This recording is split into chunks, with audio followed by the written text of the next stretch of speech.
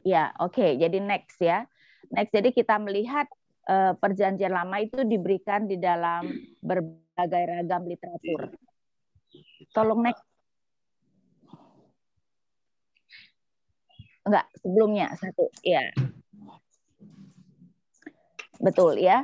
Dan kita melihat tujuan Perjanjian Lama adalah membukakan rancangan penyelamatan Tuhan setelah manusia jatuh dalam dosa dengan cara mendatangkan seorang Mesias yang akan menghancurkan kuasa iblis.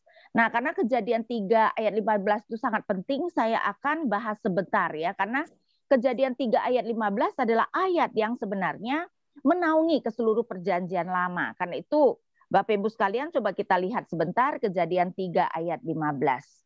Nah, ini adalah setelah Adam dan Hawa jatuh dalam dosa, Tuhan berkata, terutama berkata kepada ular yang mewakili iblis, aku akan mengadakan permusuhan antara engkau dan perempuan ini, antara keturunanmu dan keturunannya, keturunannya akan meremukkan kepalamu dan kau akan meremukkan tumitnya. Pertama-tama mungkin yang kita tanyakan, kenapa Tuhan harus mengadakan permusuhan? Nah, itu adalah karena setelah manusia jatuh dalam dosa, manusia sekarang menjadi pengikut iblis. Jadi kalau Tuhan tidak mengadakan permusuhan, berarti seluruh manusia akan berada di bawah kekuasaan iblis, akan menjadi pengikut iblis. Karena itu ketika Tuhan mengadakan permusuhan, berarti nanti tidak seluruh manusia yang akan mengikuti iblis. Nah, permusuhan ini ada 3 level. Antara engkau dan perempuan ini. Tuhan sedang berbicara kepada ular seperti yang bisa kita lihat di ayat 14. Dalam hal ini saya percaya ular adalah mewakili iblis. Jadi satu pribadi dengan satu pribadi antara si iblis dengan perempuan ini. Perempuan yang nanti kita tahu namanya adalah Hawa. Level kedua adalah antara keturunanmu dan keturunannya. Nah, saudara tentu saja kita tahu iblis adalah malaikat yang jatuh. Dan malaikat itu tidak bisa mempunyai keturunan secara fisik. Jadi yang dimaksud di sini pastilah keturunan rohani. Artinya apa? Artinya secara fisik seluruh manusia adalah keturunan Adam dan Hawa. Tetapi secara rohani ada yang disebut keturunan ular, yaitu keturunan iblis, yaitu keturunan orang tidak percaya. Sedangkan yang satunya lagi disebut keturunan perempuan atau keturunan orang percaya. Dan kita bisa melihat kenapa keturunan Adam dibagi menjadi 2 silsilah. Silsilah Adam yang mewakili keturunan ular dan silsilah Set yang mewakili keturunan perempuan. Dari mana kita tahu keturunan Kain itu? Jadi silsilah Adam melalui Kain, yang mewakili keturunan ular atau keturunan iblis, dan silsilah Set. Nah, kenapa kita bisa mengatakan silsilah Kain itu mewakili keturunan ular atau keturunan iblis? Karena ular dikutuk Kejadian 3 ayat 14 dan Kain dikutuk Kejadian 4 ayat 11. Dan kita bisa melihat misalnya mengenai silsilah Set, saya bacakan Kejadian 4 ayat 26. Lahirlah seorang anak laki-laki bagi Set juga dan anak itu dinamainya Enos. Waktu itulah orang mulai memanggil nama Tuhan. Ya, jadi kita melihat itu adalah level kedua. Level ketiga adalah bagian terakhir dan keturunannya akan meremukkan kepalamu dan kau akan meremukkan tumitnya. Mungkin lebih tepat keturunannya di sini adalah dia, satu orang, dia laki-laki. Kalau kita bisa melihat di dalam versi bahasa Inggris, maka kita bisa melihat ya yang dipakai adalah dia laki-laki. Jadi ada seorang laki-laki keturunan perempuan yang akan meremukkan kepala iblis, dan kita melihat tentu saja itu berbicara tentang Mesias, di mana ketika dia bangkit, dia meremukkan kepala iblis, tetapi dia juga akan diremukkan tumitnya, biasanya dimengerti pada waktu dia disalibkan. Nah, saudara, inilah yang disebut sebagai Injil pertama, dan Kejadian 3 ayat 15 inilah yang sebenarnya menaungi sejarah keselamatan. Setelah ini kita melihat apa yang terjadi di dalam catatan Alkitab, itu adalah untuk menggenapi kedatangan Mesias tersebut, ya. Jadi kita melihat bahwa tujuan Perjanjian Lama adalah membukakan rancangan penyelamatan Tuhan setelah manusia jatuh dalam dosa dan cara mendatangkan seorang Mesias yang akan menghancurkan kuasa iblis. Nah, next kita melihat susunan kitab. Bapak Ibu sekalian, kalau kita perhatikan susunan kitab itu, susunan Alkitab kita itu berbeda sebenarnya dengan susunan Alkitab Ibrani, ya. Karena kenapa? Karena kita ternyata mengikuti susunan Alkitab dalam Septuaginta. Septuaginta itu artinya Perjanjian Lama yang diterjemahkan ke dalam bahasa Yunani. Nah, saya berikan dulu susunan kitab Alkitab Ibrani. Kalau kita melihat pada zaman Yesus, Perjanjian Lama sudah selesai dan dibagi menjadi 3 bagian. Jadi di dalam susunan Alkitab Ibrani cuma dibagi 3 bagian, ya. Kalau kita kan pada dasarnya dibagi 4 bagian, yaitu Taurat, kitab sejarah, kitab puisi, dan kitab nabi-nabi. Tapi Alkitab Ibrani sebenarnya dibagi hanya menjadi 3 bagian. Taurat sama, Kejadian, Keluaran, Imamat, Bilangan, Ulangan. Nah, apa yang kita katakan sebagai kitab sejarah, ternyata di dalam Alkitab Ibrani itu masuk dalam nabi-nabi. Tapi memang nabi-nabi itu ada 2, yaitu nabi-nabi awal, Yosua, Hakim, Samuel, Raja-Raja. Ya, Samuel dan Raja-Raja tidak dibagi menjadi 2 kitab masing-masing. Kemudian nabi-nabi kemudian apa yang kita kenal sebagai kitab nabi-nabi. Yesaya, Yeremia, Nehemia, Daniel, dan Ratapan tidak masuk bagian sini. Dan kitab 12 nabi. Nah, kitab 12 nabi itulah adalah apa yang kita kenal sebagai nabi-nabi kecil, yaitu Hosea sampai Maleaki, ya, tetapi dijadikan satu kitab di dalam Alkitab Ibrani. Kemudian bagian yang ketiga adalah apa yang disebut sebagai tulisan. Nah, Mazmur, Ayub, Amsal, Rut, Kidung Agung, Pengkhotbah, Ratapan, Ester, Daniel, Esra, Nehemia jadi satu, dan Tawarikh, ya. Dengan demikian kita melihat sebenarnya isinya sama, Alkitab Perjanjian Lama kita sama karena kita memang hanya mengambil dari Alkitab Ibrani, tapi susunannya yang berbeda, ya. Jadi itu adalah susunan kitab. Nah, kelihatannya Tuhan Yesus memakai Alkitab Ibrani, karena itu saya tunjukkan sebentar. Coba kita lihat sesuatu yang menarik, yaitu Lukas 24 ayat 44. Nah, di dalam Lukas 24 ayat 44 ini, Tuhan Yesus kemudian mengatakan seperti ini, ya. Saya tunjukkan Lukas 24 ayat 44. Ia berkata kepada mereka, inilah perkataanku yang telah kukatakan kepadamu ketika aku masih bersama-sama dengan kamu, yakni bahwa harus digenapi semua yang ada tertulis tentang aku dalam kitab Taurat Musa, kitab nabi-nabi, dan kitab Mazmur. Lihat ya, dibagi 3, Taurat, kitab nabi-nabi. Nah, kitab Mazmur di sini adalah mewakili ketubim, yaitu tulisan. Karena ini adalah kitab pertama dalam tulisan, ya, sehingga kelihatannya Tuhan Yesus mengikuti susunan Alkitab Ibrani.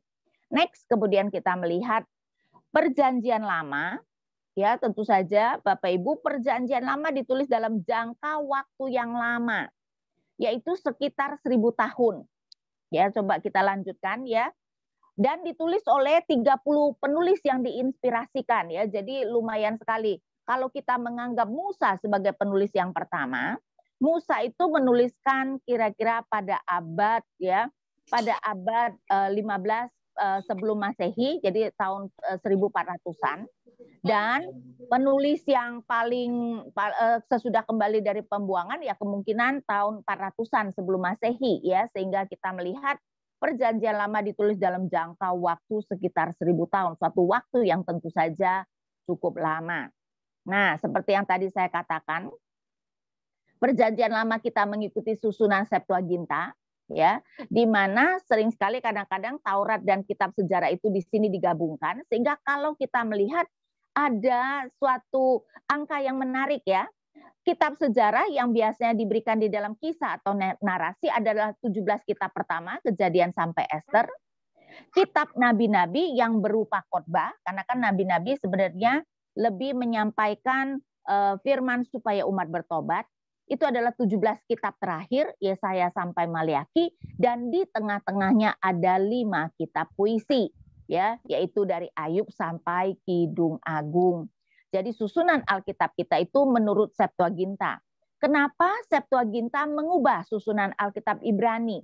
Karena Septuaginta mencoba lebih mengkronologiskan.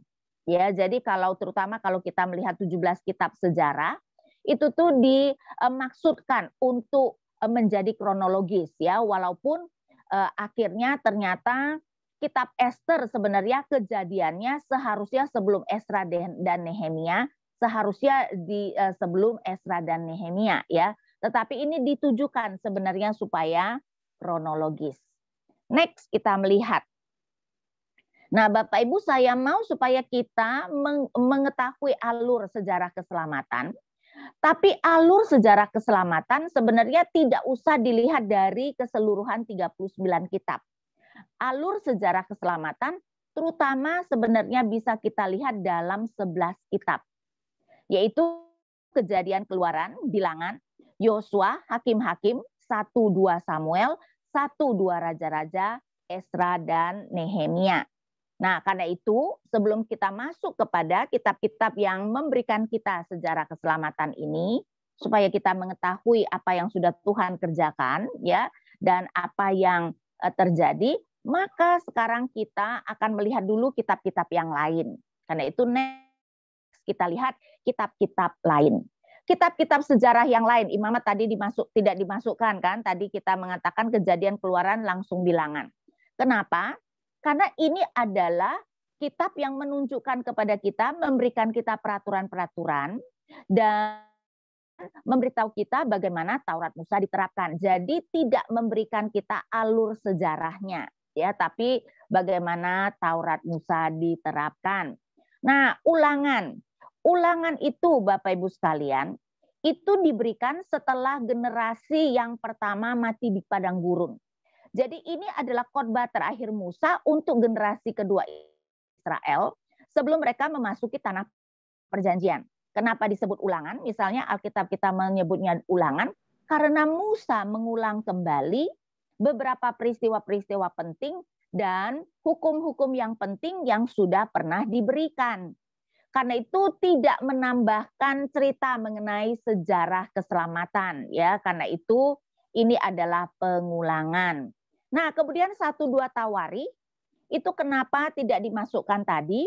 Karena dia merangkumkan 1-2 Samuel dan 1-2 Raja-Raja bagi mereka yang telah kembali dari pembuangan. Tentu saja ya, Tawari banyak mengurangi, banyak menambahkan dan memberikan perspektif yang agak berbeda dari 1-2 Samuel dan 1-2 Raja-Raja. Tapi kalau soal sejarah keselamatan tidak ada perubahannya ya.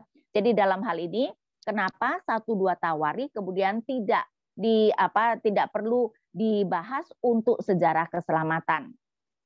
Sedangkan Rut dan Ester mengisahkan Allah dalam kehidupan umatnya.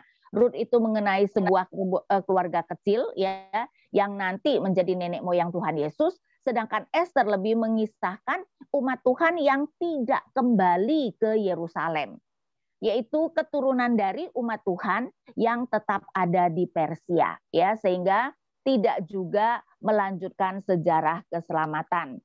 Karena itu kita melihat itu adalah kitab-kitab lain yang kitab-kitab sejarah yang lain yang kenapa tidak dibahas.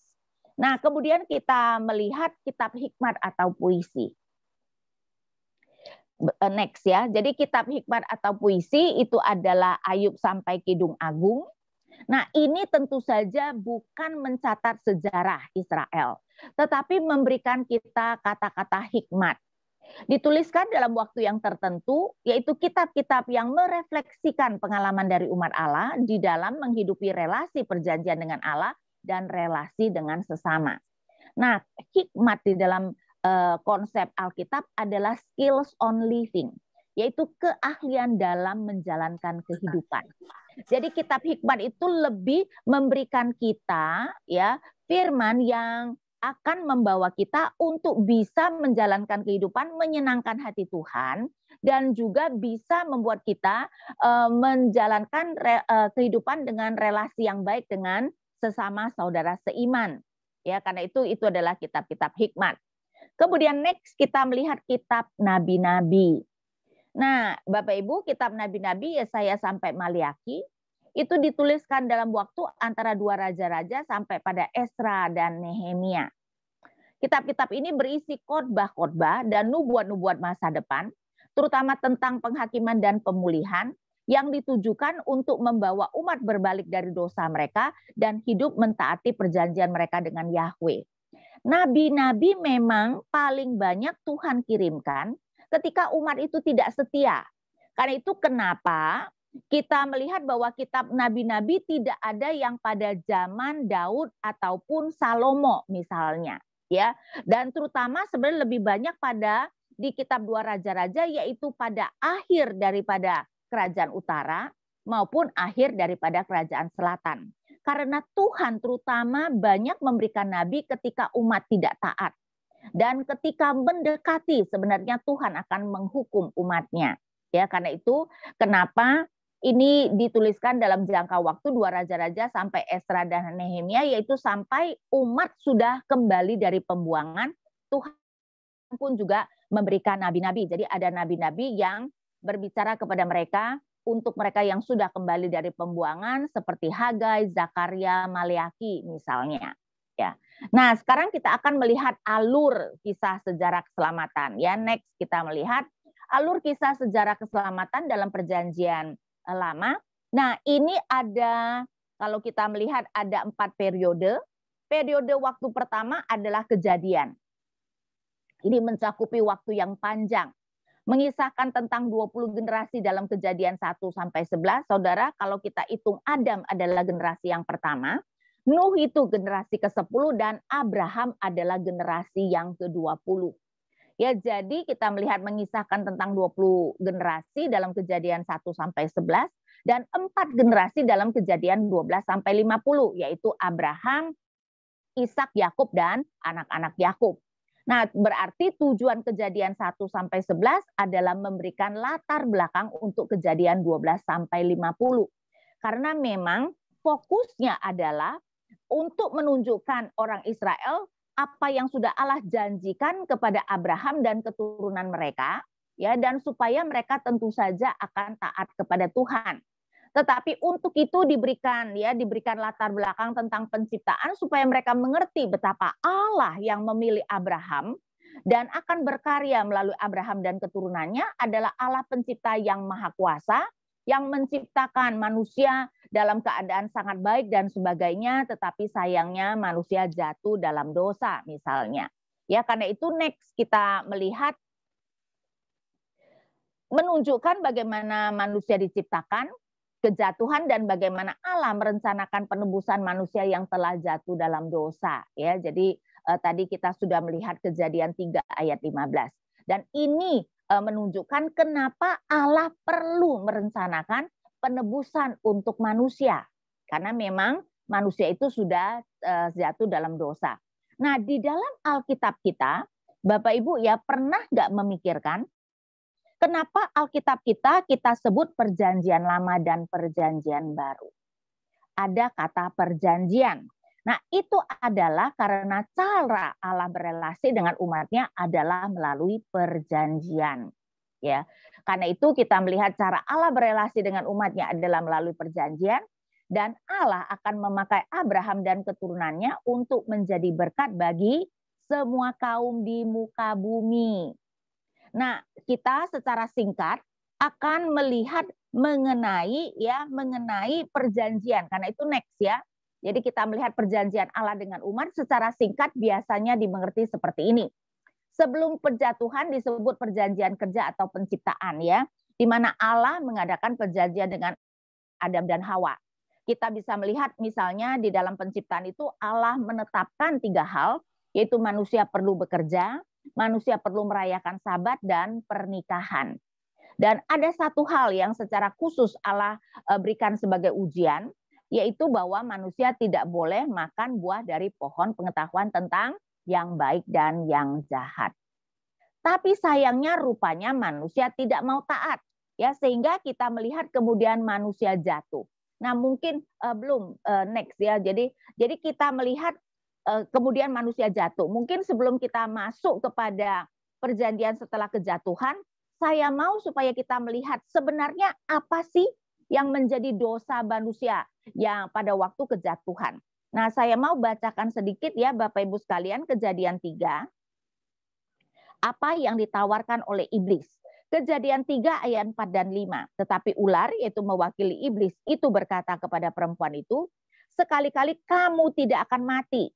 Tetapi Allah mengetahui bahwa pada waktu kamu memakannya, matamu akan terbuka dan kamu akan menjadi seperti Allah, tahu tentang yang baik dan yang jahat. Intinya iblis menawarkan, kamu akan menjadi seperti Allah, tahu tentang yang baik dan yang jahat. Berarti tafsiran kita tentang tahu yang baik dan yang jahat itu adalah hak yang hanya dimiliki oleh Allah. Nah, kadang-kadang kita mungkin karena melihat bahasa Indonesianya menafsirkan dapat membedakan yang baik dan yang jahat. Tapi dapat membedakan yang baik dan yang jahat tidak menjadikan kita seperti Allah. Karena itu adalah tafsiran yang bagi saya tidak cocok. Ya, lagi pula tidakkah Adam sudah tahu membedakan yang baik dan yang jahat? Seharusnya iya. Kalau tidak, Adam tidak akan tahu bahwa dia harus taat kepada Tuhan. Ya, karena itu sebenarnya kata Ibraninya, kata yada, ini bisa diterjemahkan memilih. Jadi yang benarnya adalah iblis menawarkan, kamu akan menjadi seperti Allah, memilih atau menentukan sendiri apa yang baik dan yang jahat. Nah, Bapak Ibu, hanya Allah yang boleh menentukan sesuatu itu baik atau jahat. Kita manusia harus mengikutinya. Tapi sekarang iblis menawarkan kepada Adam dan Hawa, kamu boleh menentukan sendiri apa yang baik dan yang jahat, kamu tidak usah lagi taat kepada Allah. Suatu tawaran yang tentu saja sangat menggiurkan, karena itu tidak mengherankan Adam membiarkan istrinya jatuh dalam dosa dan dia sendiri pun kemudian memakan buah dari pohon pengetahuan tentang yang baik dan yang jahat itu. Nah, setelah manusia jatuh, tentu saja perjanjian kerja atau perjanjian penciptaan itu batal. Jadi sekarang Tuhan memberikan perjanjian anugerah atau penebusan. Nah, perjanjian anugerah atau penebusan itu ada di dalam tahap, ada 6 tahap. Perjanjian permulaan dengan Adam, terutama mengfokuskan tadi Kejadian 3 ayat 15, yaitu ya Tuhan akan memberikan Mesias, karena itu kita sebut perjanjian permulaan. Kemudian perjanjian pemeliharaan dengan Nuh, di mana intinya adalah Tuhan tidak akan menghabiskan lagi bumi dengan air bah, ya. Karena itu kita tahu bahwa ada tanda perjanjian, yaitu kalau turun hujan ada pelangi. Nah, di Jakarta sekarang jarang bisa melihat pelangi, ya. Tapi sebenarnya bukan karena tidak ada pelangi, tapi karena Jakarta terlalu polusi, ya. Pelangi selalu ada setelah hujan jatuh, dan itu adalah perjanjian pemeliharaan dengan Nuh. Kemudian adalah perjanjian permulaan dan pemeliharaan dengan Adam dan Nuh itu adalah perjanjian universal, yaitu perjanjian bagi seluruh umat manusia. Nuh bahkan termasuk perjanjian dengan binatang-binatang. Tapi mulai dari perjanjian janji, the covenant of promise dengan Abraham, itu khusus kepada Abraham dan keturunannya, jadi khusus kepada umat percaya. Ya, jadi kita melihat kemudian Allah mengadakan perjanjian dengan janji, di mana dikatakan bahwa dari Abraham nanti keturunannya akan menjadi bangsa yang besar, dan bangsa itu akan menjadi umat Allah. Dan mereka juga akan Tuhan berikan tanah Kanaan, ya, sehingga itu adalah perjanjian janji dengan Abraham. Nah, Bapak Ibu sekalian, kita sebagai orang Kristen juga mewarisi perjanjian Allah dengan Abraham di dalam Kristus. Ya, saya tunjukkan misalnya Galatia 3, karena kadang-kadang ada orang berpikir bahwa hanya orang Israel fisik yang mewarisi perjanjian Allah dengan Abraham, tapi itu tidak benar. Galatia 3 ayat 29 saya bacakan. Dan jikalau kamu adalah milik Kristus, maka kamu juga adalah keturunan Abraham dan berhak menerima janji Allah. Jadi berdasarkan perjanjian dengan Abraham inilah nanti kita mewarisi langit baru dan bumi baru. Karena perjanjian tanah Kanaan itu adalah bayang-bayang menunjuk kepada sesuatu yang lebih besar, yaitu langit baru dan bumi baru. Kemudian perjanjian hukum dengan Musa.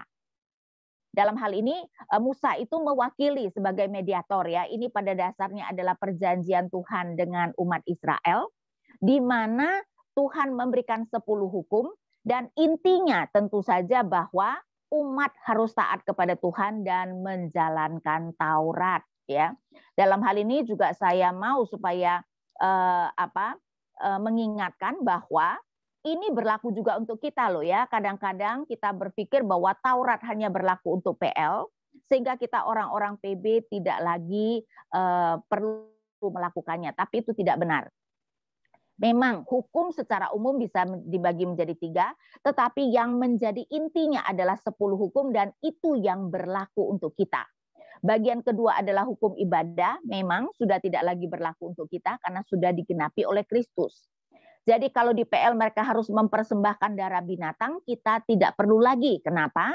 Karena darah binatang itu adalah menunjuk kepada darah Kristus yang akan dicurahkan. Dan hukum negara tentu saja tidak bisa berlaku bagi kita, ya, karena itu hanya bisa berlaku bagi Israel Theocracy yang ada di PL.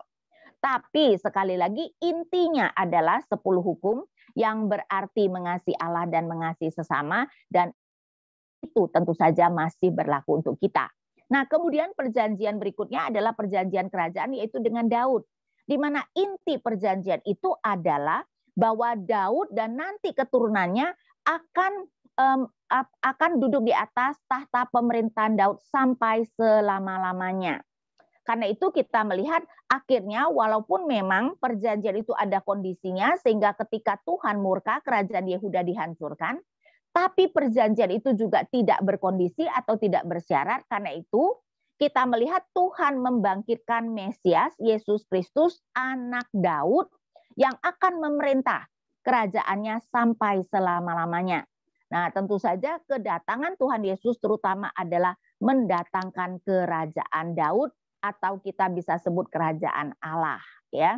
Walaupun ternyata kedatangannya 2 tahap, jadi nanti baru datang tetapi belum datang di dalam kepenuhannya. Karena itu kita melihat kemudian ada perjanjian penggenapan yaitu dengan Kristus, ya, di mana dalam hal ini hati-hati ya Bapak Ibu ya. Perjanjian baru, perjanjian penggenapan yaitu yang Tuhan Yesus teguhkan pada waktu perjamuan kudus. Ingat enggak Tuhan Yesus mengatakan, inilah darah perjanjian baru yang kucurahkan bagimu. Nah, perjanjian lama tidak membatalkan perjanjian baru, perjanjian baru tidak membatalkan perjanjian lama, tetapi perjanjian baru menggenapi perjanjian Allah dengan Abraham, karena itu nanti kita akan mewarisi langit baru dan bumi baru. Menggenapi perjanjian Allah dengan Musa, karena itu Tuhan Yesus mengatakan dia datang bukan untuk membatalkan Taurat, tetapi untuk menggenapinya, termasuk Yesus menjalankannya. Dan tentu saja menggenapi perjanjian kerajaan. Yesus datang sebagai Mesias anak Daud. Bahkan tentu saja kita tahu bahwa Yesus juga menggenapi perjanjian dengan Adam dalam arti kalau Adam pertama tidak taat dan kita berdosa karena Adam pertama, maka Yesus sebagai Adam kedua membawakan keselamatan bagi kita. Ya, jadi itu secara singkat mengenai perjanjian. Nah, kita kemudian next berikutnya kita melihat periode waktu kedua, yaitu Keluaran Bilangan. Keluaran meneruskan kisah di dalam Kejadian setelah 400-an tahun, ya. Jadi berbicarakan kalau kita melihat akhir daripada kitab Kejadian adalah Yakub beserta anak-anaknya kemudian mengungsi ke Mesir karena kelaparan masih 5 tahun lagi. Dan kita melihat bahwa Keluaran itu meneruskan setelah mereka 400-an tahun di sana, karena sebelumnya Tuhan berkata kepada Abraham bahwa keturunannya akan dianiaya di sebuah negeri asing selama 400 tahun. Ya, jadi Keluaran meneruskan kisah setelah 400-an tahun setelah peristiwa Kejadian. Kitab ini dimulai dengan penyelamatan umat Israel dari Mesir. Jadi waktu yang Tuhan tetapkan itu sudah mendekati. Dan karena itu Tuhan kemudian memakai Musa untuk menyelamatkan umatnya dari Mesir. Nah, untuk menyelamatkan mereka, Tuhan memberikan tulah kepada Allah-Allah Mesir. Nah, Bapak Ibu sekalian, sering sekali kita tidak sadar, 10 tulah itu Bapak Ibu bukan terutama ditujukan hanya kepada orang-orang Mesir, tetapi terutama ditujukan kepada Allah-Allah Mesir.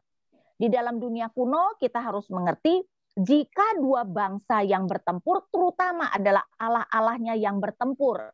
Jadi itu sebenarnya adalah Allah mengalahkan Allah-Allah Mesir. Saya berikan buktinya, Keluaran 12 ayat 12. Ya, saya bacakan Keluaran 12 ayat 12.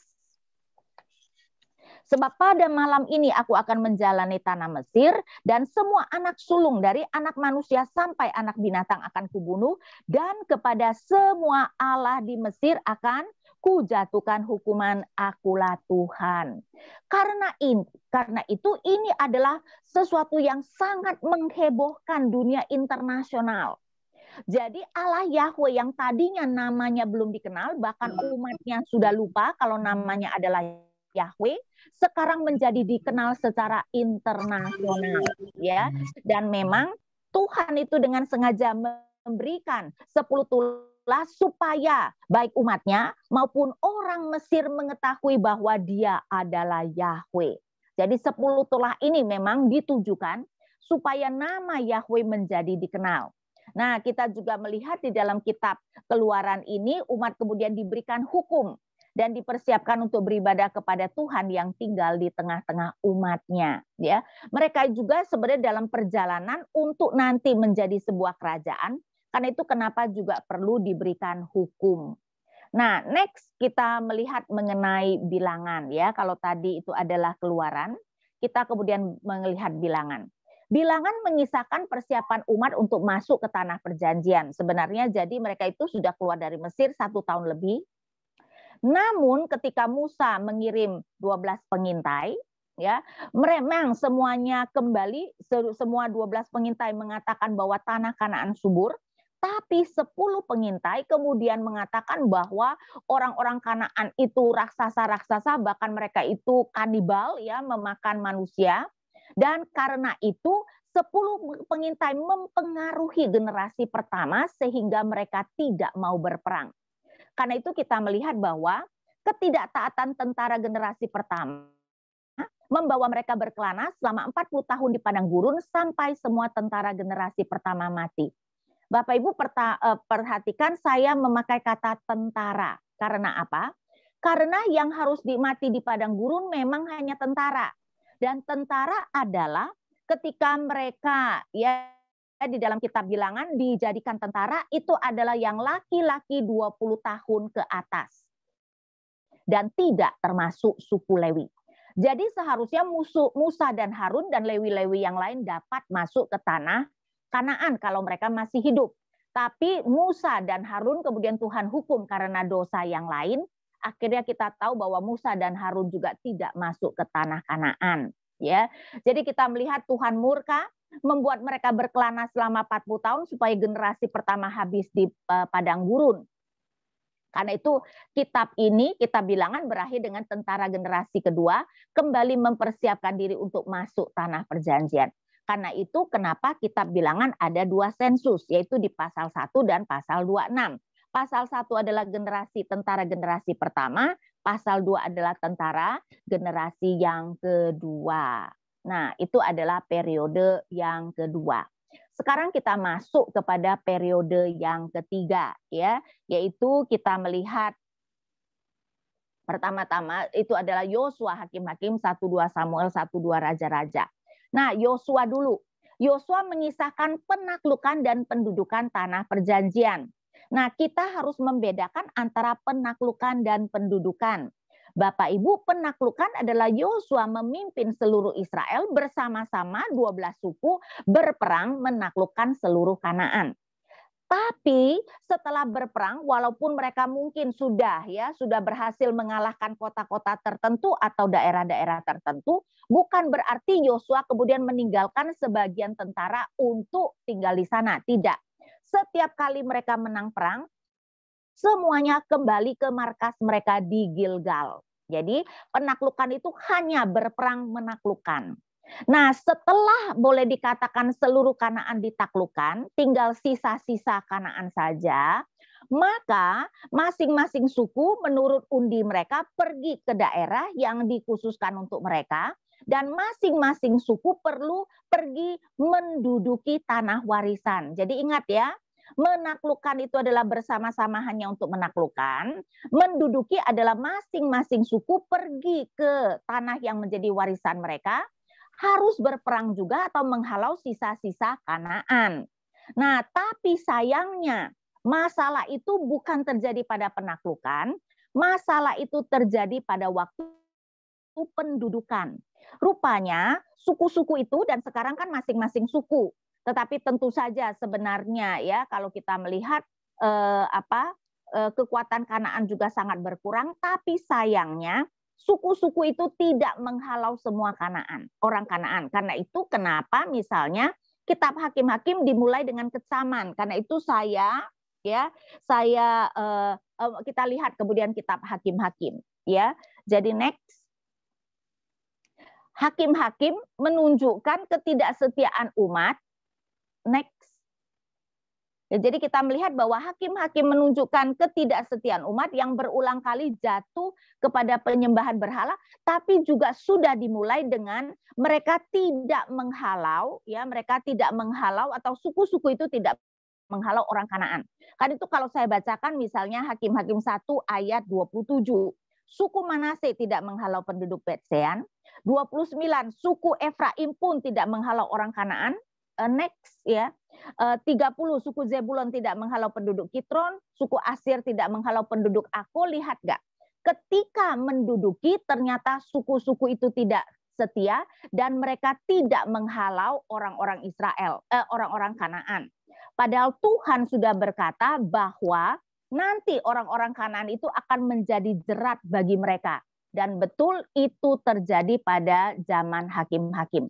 Next, slide-nya tolong next ya. Karena itu kita melihat bahwa hakim-hakim menunjukkan ketidaksetiaan umat yang berulang kali jatuh kepada penyembahan berhala di tanah perjanjian dan murka Allah terhadap mereka. Tapi Allah Israel adalah Allah yang penuh dengan anugerah sehingga setiap kali mereka berseru kepada Allah, Ia mengirimkan hakim untuk menyelamatkan umatnya. Tapi hakim-hakim ini bukan era yang baik.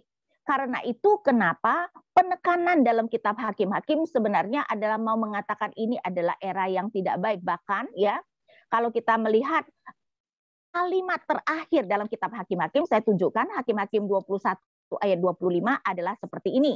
Dan ini adalah kalimat yang diulang beberapa kali di dalam pasal-pasal terakhir Hakim-hakim. Hakim-hakim 21 ayat 25. Pada zaman itu tidak ada raja di antara orang Israel. Setiap orang berbuat apa yang benar menurut pandangannya sendiri. Berarti penulis Hakim-hakim mau mengatakan masa kerajaan adalah masa yang lebih baik. Dan memang masa atau era hakim-hakim adalah transisi ya yang membawa masuk kepada masa raja-raja. Kan itu next kita melihat 1-2 Samuel. Ayo kita melihat next 1-2 Samuel. 1-2 Samuel mengisahkan 3 tokoh. Ya, Samuel sebagai hakim terakhir yang membawa perubahan dari era hakim-hakim masuk ke era kerajaan. Jadi kebanyakan kita mungkin ya Bapak Ibu mengenal Samuel sebagai nabi dan itu benar. Tapi sebenarnya dia juga adalah hakim. Karena itu kalau saya bacakan 1 Samuel 7 ayat 15 sampai 17, Samuel memerintah sebagai hakim atas orang Israel seumur hidupnya. Dari tahun ke tahun ia berkeliling ke Betel, Gilgal, dan Mispa dan memerintah atas orang Israel, ya maksudnya sebagai hakim di segala tempat itu. Lalu ia kembali ke Rama sebab di sanalah rumahnya dan di sanalah ia memerintah sebagai hakim atas orang Israel dan di sana dia mendirikan mezbah bagi Tuhan ya. Jadi Samuel harus dilihat sebagai hakim terakhir yang membawa transisi kepada kerajaan. Bahkan kita tahu Samuel adalah orang yang mengurapi 2 raja, yaitu Raja Saul dan Raja Daud. Nah, kemudian kita masuk kepada Saul yang Tuhan berikan dalam murka dan anugerahnya yang kemudian ditolak. Nah, kenapa saya mengatakan bahwa Tuhan berikan dalam murka? Tuhan murka ketika mereka meminta raja ya. Kalau saya baca 1 Raja-Raja 8. 1 Raja-Raja 8 ayat 7. Tuhan berfirman kepada Samuel, "Dengarkanlah perkataan bangsa itu dalam segala hal yang dikatakan kepadamu, sebab bukan engkau yang mereka tolak, tetapi akulah yang mereka tolak, supaya jangan aku menjadi raja atas mereka." Sehingga kadang-kadang kita berpikir bahwa Allah tidak menghendaki kerajaan. Tapi Bapak Ibu, tidak mungkin Allah tidak menghendaki kerajaan. Hal yang paling penting di dalam perjanjian baru adalah Yesus mendirikan kerajaan Allah. Sedangkan apa yang penting dalam PB pasti sudah ada di dalam PL-nya. Jadi Tuhan pasti menginginkan kerajaan. Tapi kenapa Tuhan murka ketika mereka meminta raja? Itu adalah karena saya bacakan di ayat 5. Dan berkata kepadanya, engkau sudah tua dan anak-anakmu tidak hidup seperti engkau. Maka angkatlah sekarang seorang raja atas kami untuk memerintah kami seperti pada segala bangsa-bangsa lain. Jadi Tuhan murka karena kerajaan yang Tuhan inginkan itu berbeda dengan bangsa-bangsa lain. Bangsa-bangsa lain rajanya adalah, raja manusianya adalah raja yang mutlak yang mengeluarkan hukum. Tapi kerajaan yang Tuhan inginkan adalah Tuhan sebagai raja besarnya. Raja manusia adalah sebagai wakil Tuhan memerintah. Karena itu hukum dikeluarkan oleh sang raja besar, yaitu Tuhan.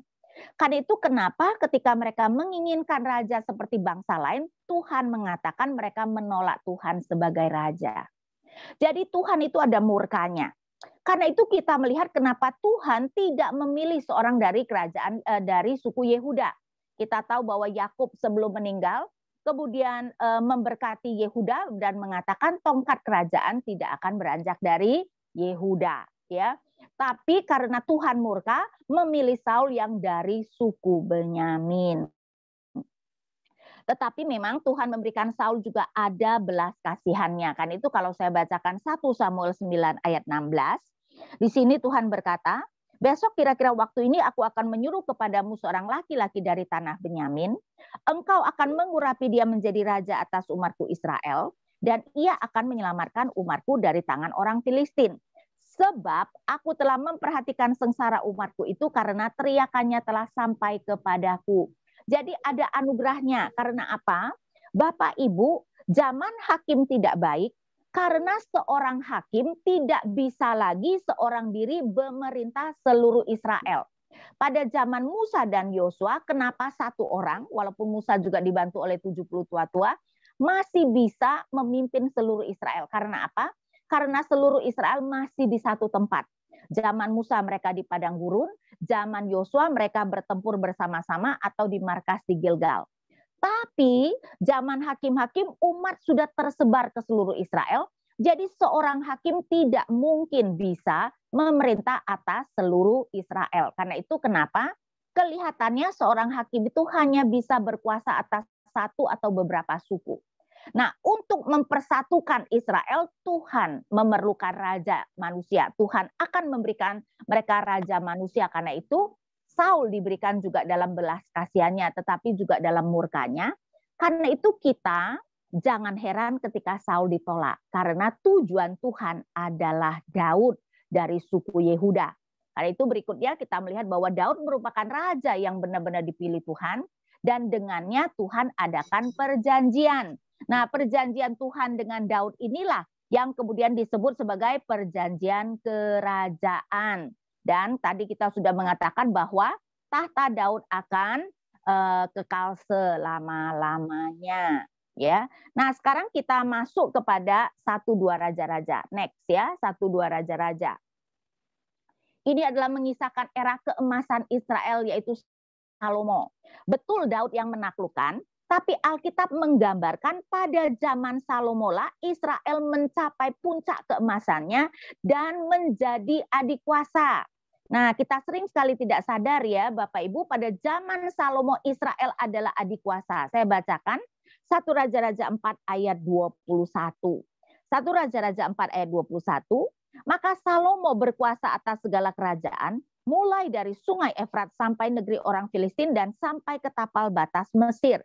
Mereka menyampaikan upeti dan tetap takluk kepada Salomo seumur hidupnya. Dari Efrat sampai Mesir itulah dunia kuno ya yang di dalam PL. Ya, jadi kita melihat bahwa Israel pada waktu itu menjadi adikuasa. Ya, jadi 1-2 raja-raja mengisahkan era keemasan Israel Salomo, tapi sampai pada pecahnya Israel menjadi kerajaan Israel dan Yehuda dan keruntuhan keduanya. Ya, kita tahu sayangnya Salomo pada masa tuanya menyembah berhala, Tuhan murka dan memecahkan kerajaan itu setelah Salomo meninggal. Tapi akhirnya kedua kerajaan itu dihancurkan. Nah, kerajaan Israel sudah Tuhan tetapkan untuk dihancurkan sejak rajanya yang pertama Yerobeam. Karena apa? Karena Yerobeam demi supaya umat jangan pergi ke Yerusalem, membuat 2 lembu emas, meletakkannya di Dan Betel, dan sejak itu kerajaan utara mengikuti dosa Yerobeam menyembah 2 lembu emas itu. Karenanya kenapa Tuhan kemudian sudah menetapkan bahwa kerajaan Israel akan dihancurkan, dan karenanya tidak ada satupun raja yang baik di Israel. Dan selalu terjadi pergantian dinasti dengan penumpahan darah. Akhirnya Israel dihancurkan Asyur pada tahun 722 sebelum Masehi. Ya, jadi kalau kita baca sejarah Israel, beberapa generasi kemudian pasti kudeta, ganti dinasti, bahkan keseluruhannya itu ada 9 dinasti, karena ada dinasti yang cuma 7 hari misalnya. Ya, jadi itu adalah kerajaan Israel. Berikutnya kita melihat kerajaan Yehuda. Next ya, kerajaan Yehuda. Next. Kerajaan Yehuda selalu dipimpin, slide-nya tolong next ya. Kerajaan Yehuda selalu dipimpin oleh keturunan Daud. Ada raja yang baik dan yang jahat di mata Tuhan. Next, tolong dilanjutkan slide-nya. Ya, jadi kerajaan Yehuda selalu dipimpin oleh keturunan Daud. Jadi kalau tadi kerajaan selatan bisa berganti-ganti dinasti, kerajaan Yehuda selalu dipimpin oleh keturunan Daud. Ada raja yang baik dan yang jahat di mata Tuhan. Tapi pada akhirnya karena dosa Raja Manase, Tuhan menetapkan akan menghancurkan Yehuda. Dan akhirnya Yehuda dihancurkan oleh Babel pada tahun 587 atau 586 sebelum Masehi. Nah, sekarang kita masuk kepada periode yang keempat, yaitu Esra dan Nehemia. Saudara-saudara, setelah ya dihancurkan, dan terutama untuk kerajaan selatan, kita kemudian diceritakan bagaimana mereka itu kembali dari pembuangan. Ya, jadi kedua kitab ini mengisahkan umat yang kembali dari pembuangan. Nah, Esra pasal 1-6 menceritakan kembalinya umat dari pembuangan di bawah pimpinan Zerubabel dan Yesua. Ya, pada saat itulah mereka membangun kembali Bait Allah. Nah, tapi ternyata walau mereka telah mendirikan Bait Allah kembali, umat tetap hidup dalam ketidaktaatan dan melakukan banyak pelanggaran terhadap perintah Tuhan. Dan Bapak Ibu sekalian, ada sesuatu yang juga berbeda antara Bait Allah yang kedua dengan Bait Allah yang pertama, yaitu apa? Tidak ada tabut perjanjian. Karena itu juga tidak ada awan kemuliaan, ya. Jadi kalau kita ingat dulu pada waktu di Keluaran, ketika misalnya kemah suci Tuhan ditahbiskan, ada awan kemuliaan. 1 Raja-Raja 8 ketika Salomo mentahbiskan Bait Allah, ada awan kemuliaan. Tapi ketika Bait Allah yang kedua ditahbiskan, tidak ada awan kemuliaan. Karena apa? Karena tidak ada tabut perjanjian. Bapak Ibu tahu nggak tabut perjanjian itu apa? Tabut perjanjian itu adalah tumpuan kaki atau pijakan kaki. Nah, raja kan biasa duduk di kursi tahta. Kursi tahta itu pasti tinggi, karena itu dia membutuhkan pijakan kaki untuk menjejakkan kakinya. Karena itu kalau kita melihat tabut ya, di atas tabut itu ada tutup tabut, di atas tutup tabut ada 2 malaikat yang saling berhadapan, berlutut dengan saling berhadapan, muka ditundukkan ke bawah dan sayap dikembangkan. Apa yang dilakukan 2 kerub itu ya? Ada 2 kerub itu. 2 kerub itu sedang menopang tahta Allah. Jadi Allah itu bertahta di atas kerubim. Itu yang Alkitab katakan berkali-kali. Allah bertahta di atas kerubim atau para kerub. Nah, dengan tidak adanya tabut di Bait Allah, artinya apa? Artinya Allah tidak lagi bertahta di bumi. Artinya apa? Artinya tidak ada kerajaan Allah di bumi. Jadi ternyata walaupun Bait Allah didirikan kembali, tapi kan kita tahu tidak ada kerajaan Yehuda, tidak ada kerajaan Daud, berarti tidak ada kerajaan Allah di bumi. Karena itu kenapa di dalam perjanjian baru khotbah utama Tuhan Yesus adalah apa? bertobatlah karena kerajaan Allah sudah dekat. Ya, karena itu yang menjadi sebenarnya inti Injil adalah Injil kerajaan Allah. Ya, jadi ini adalah periode waktu keempat. Namun walau mereka telah mendirikan bait Allah kembali, umat tetap hidup dalam ketidaktaatan dan melakukan banyak pelanggaran terhadap perintah Tuhan. Kita tahu baik zaman Esra maupun zaman Nehemia, ya itu menunjukkan betapa umat kembali melakukan pernikahan campur dengan perempuan-perempuan asing. Bahkan Maliaki menunjukkan mereka menceraikan istri-istri Yahudi mereka. Padahal istri-istri asing itu bisa membuat mereka jatuh lagi kepada penyembahan berhala dan tentu saja bisa membuat mereka kembali dimurkai Tuhan. Karena itu next kita melihat dengan demikian perjanjian lama berakhir dengan nada yang negatif dan banyak pertanyaan yang tidak terjawabkan. Dan kisah kemudian menjadi senyap dan menanti kedatangan Mesias. Karena itu kelanjutannya adalah dengan kemudian Yesus datang mendirikan kerajaannya, ya. Karena itu Bapak Ibu, ini adalah secara singkat sejarah perjanjian lama. Oke, saya berikan waktu untuk tanya jawab. Silakan Bapak Ibu, terima kasih untuk Bu Inawati Teddy untuk penjelasannya. Bagi Bapak Ibu yang ingin mengajukan pertanyaan, silakan tuliskan via chat ya. Ya, Bu Ina, sambil menunggu para peserta bertanya, saya mau bertanya gitu ya, tentang bangsa Israel. Untuk mereka yang hidup dalam masa penindasan bangsa Mesir ya, dalam masa perbudakan. Ketika kemudian mereka dibawa keluar oleh Musa, mereka menyaksikan mukjizat dengan mata kepala sendiri ya, mukjizat Tuhan. Tapi mereka dengan mudahnya berbalik gitu ya, untuk melakukan penyembahan, berbalik pada penyembahan berhala. Nah, yang saya tanyakan, apakah bangsa Israel yang ada dalam masa perbudakan ini sangat terpengaruh dengan dewa-dewa Mesir? Sehingga meskipun gitu ya. Ya, karena Yosua mengatakan mereka itu menyembah Allah berhala di Mesir. Jadi kalau saya malahan akan mengatakan mereka tidak sungguh-sungguh beriman. Saya tunjukkan ya, Yosua 24. Mari kita lihat Yosua 24. Yosua berkata begitu di ayat 14. Oleh sebab itu takutlah akan Tuhan dan beribadalah kepadanya dengan tulus, ikhlas dan setia. Jauhkanlah Allah yang kepadanya nenek moyang telah beribadah di seberang sungai Efrat, itu berbicara tentang Abraham, dan di Mesir, dan beribadalah kepada Tuhan. Kan itu sebenarnya walaupun sayangnya memang mereka melihat begitu banyak mujizat, sebagian besar terutama tentara mereka tidak sungguh-sungguh beriman. Karena itu kalau kita melihat bilangan 14 ya, yaitu ketika peristiwa 12 pengintai, dan mereka kemudian tidak mau bertempur dengan Kanaan karena kan tidak percaya bahwa Tuhan akan bertempur dan memberikan mereka kemenangan. Ini tuduhan yang Tuhan berikan kepada mereka. Bilangan 14 ayat 11.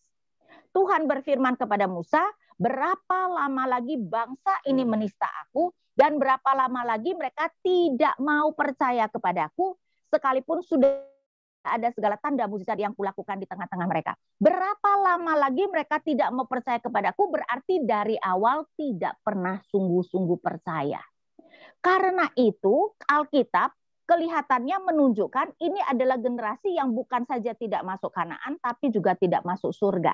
Ya, yaitu tentaranya. Dari mana? Mazmur ya, coba kita lihat Mazmur 95. Karena kan tidak sungguh-sungguh beriman kepada Tuhan, gimana masuk surga? Ayo. Ya, coba kita lihat Mazmur 95. Saya bacakan dari ayat 8. Janganlah keraskan hatimu seperti seperti di Meriba, seperti pada hari di masa di padang gurun, pada waktu nenek moyangmu mencoba aku, menguji aku, padahal mereka melihat perbuatanku. Jadi mulai dari masa dan Meriba mereka sudah menguji Tuhan, mencobai Tuhan.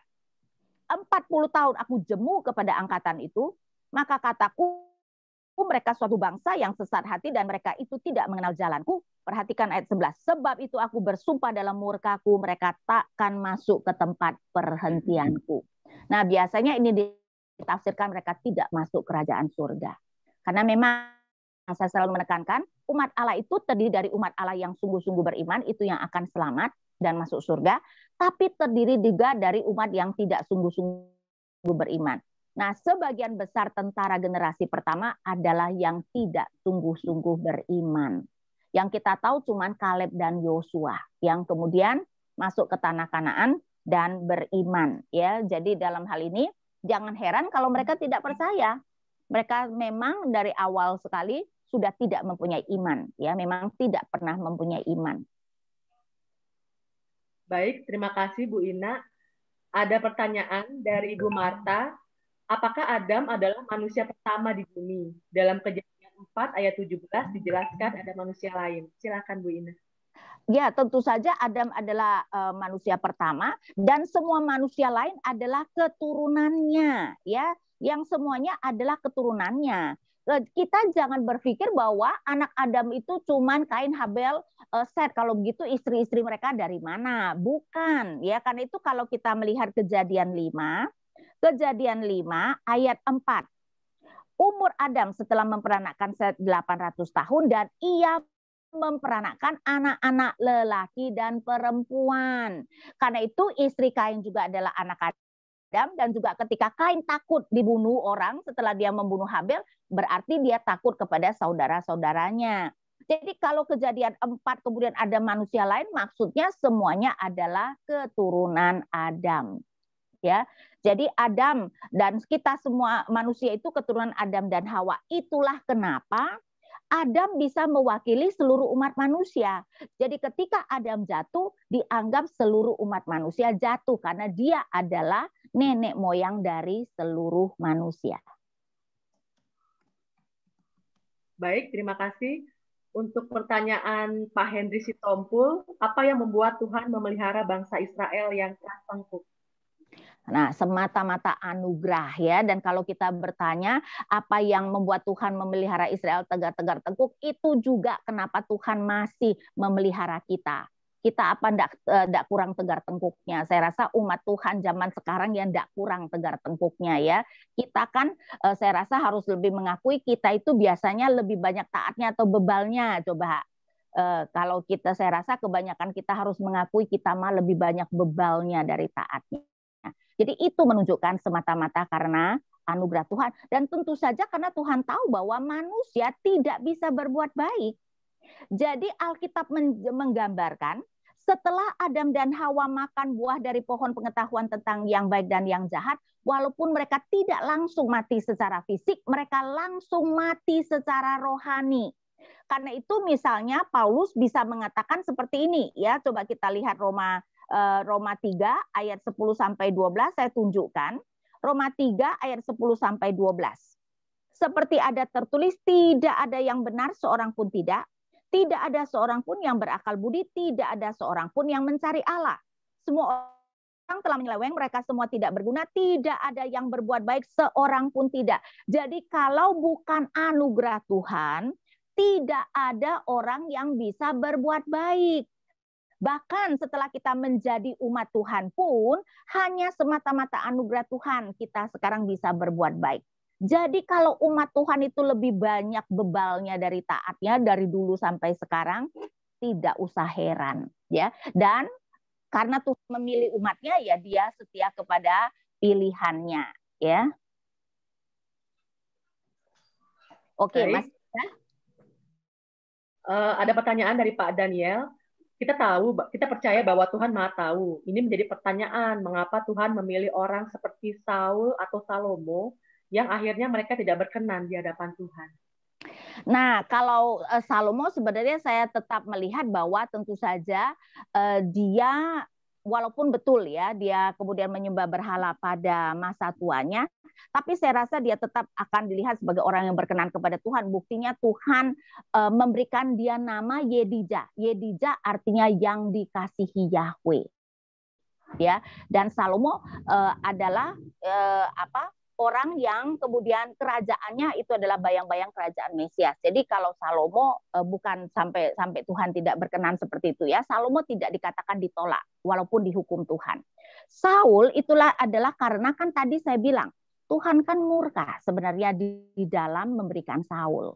Jadi dengan sengaja memilih seorang raja yang bukan dari keturunan Yehuda, padahal kita tahu raja seharusnya dari keturunan Yehuda. Dari sana kita sudah tahu bahwa dinasti Saul, keturunan Saul tidak akan bertahan. Jadi dengan sengaja Tuhan memilih raja yang bukan dari keturunan Yehuda karena memang Tuhan murka ketika umat meminta raja. Ya, jadi memang pemberian Tuhan tentang Saul itu ada murkanya, walaupun tadi kita juga sudah melihat ada belas kasihannya.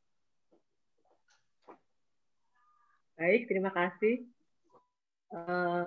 Lalu dari Pak Jonathan, waktu bangsa Israel melakukan pendudukan, mengapa mereka tetap membiarkan orang Kanaan untuk tinggal bersama mereka dan tidak membinasakannya sesuai perintah Nah, Tuhan? Alkitab tidak memberitahu secara jelas, tapi kalau menurut saya karena takut. Karena ya, mungkin ada ya. Jadi coba kalau saya tunjukkan, ada tuh yang mengatakan kelihatannya menyiratkan mereka takut.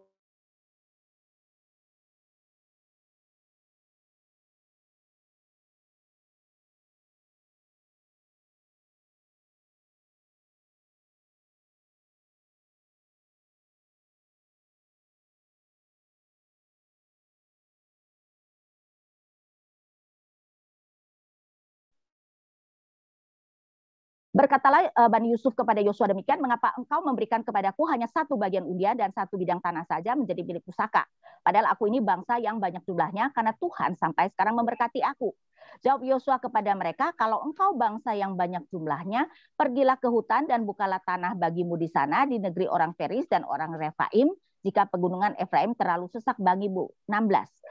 Kemudian berkatalah Bani Yusuf, pegunungan itu tidak cukup bagi kami, dan semua orang Kanaan yang diam di dataran itu mempunyai kereta besi, baik yang diam di Bet-Sean dengan segala anak kotanya, maupun yang diam di lembah Yisrael. Ini menyiratkan apa? Mereka takut kan? Oh, tapi kan mereka punya kereta besi. Jadi kelihatannya ya, orang-orang Israel walaupun sebenarnya lebih kuat dari orang-orang Kanaan, karena hakim-hakim menunjukkan ada beberapa suku yang bisa kemudian membuat suku-suku orang-orang Kanaan itu menjadi pekerja rodi. Tapi rupanya mereka tidak berani benar-benar menghabiskan atau menghalau karena mungkin takut orang-orang Kanaan itu kemudian akan melawan mati-matian. Saya bacakan misalnya Hakim-Hakim 1 ya. Hakim-Hakim 1 tadi coba beberapa ayat. Hakim-Hakim 1 saya bacakan misalnya di ayat 30. Suku Zebulon tidak menghalau penduduk Kitron dan penduduk Nahalol, sehingga orang Kanaan itu tetap diam di tengah-tengah mereka walaupun sebagai orang rodi. Orang rodi berarti disuruh kerja paksa. Berarti Israel yang lebih kuat. Nah, kalau sudah begitu kenapa tidak membunuh atau menghalau? Nah, untuk itu kita harus mengerti orang dunia kuno ya. Orang dunia kuno sudah biasa menjadi budak. Kalau dua bangsa bertempur, bangsa yang menang pasti memperbudak bangsa yang kalah. Jadi kalau mereka hanya diperbudak, mereka mungkin sudah kalah, mereka tidak akan melawan mati-matian.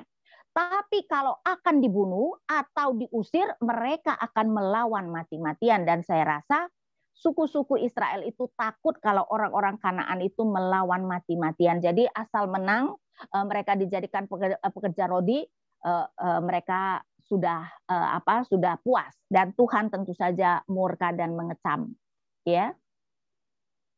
Oke, baik, masih ada pertanyaan? Untuk Bu Esther sudah terjawab ya, karena hampir sama dengan pertanyaan Pak Daniel.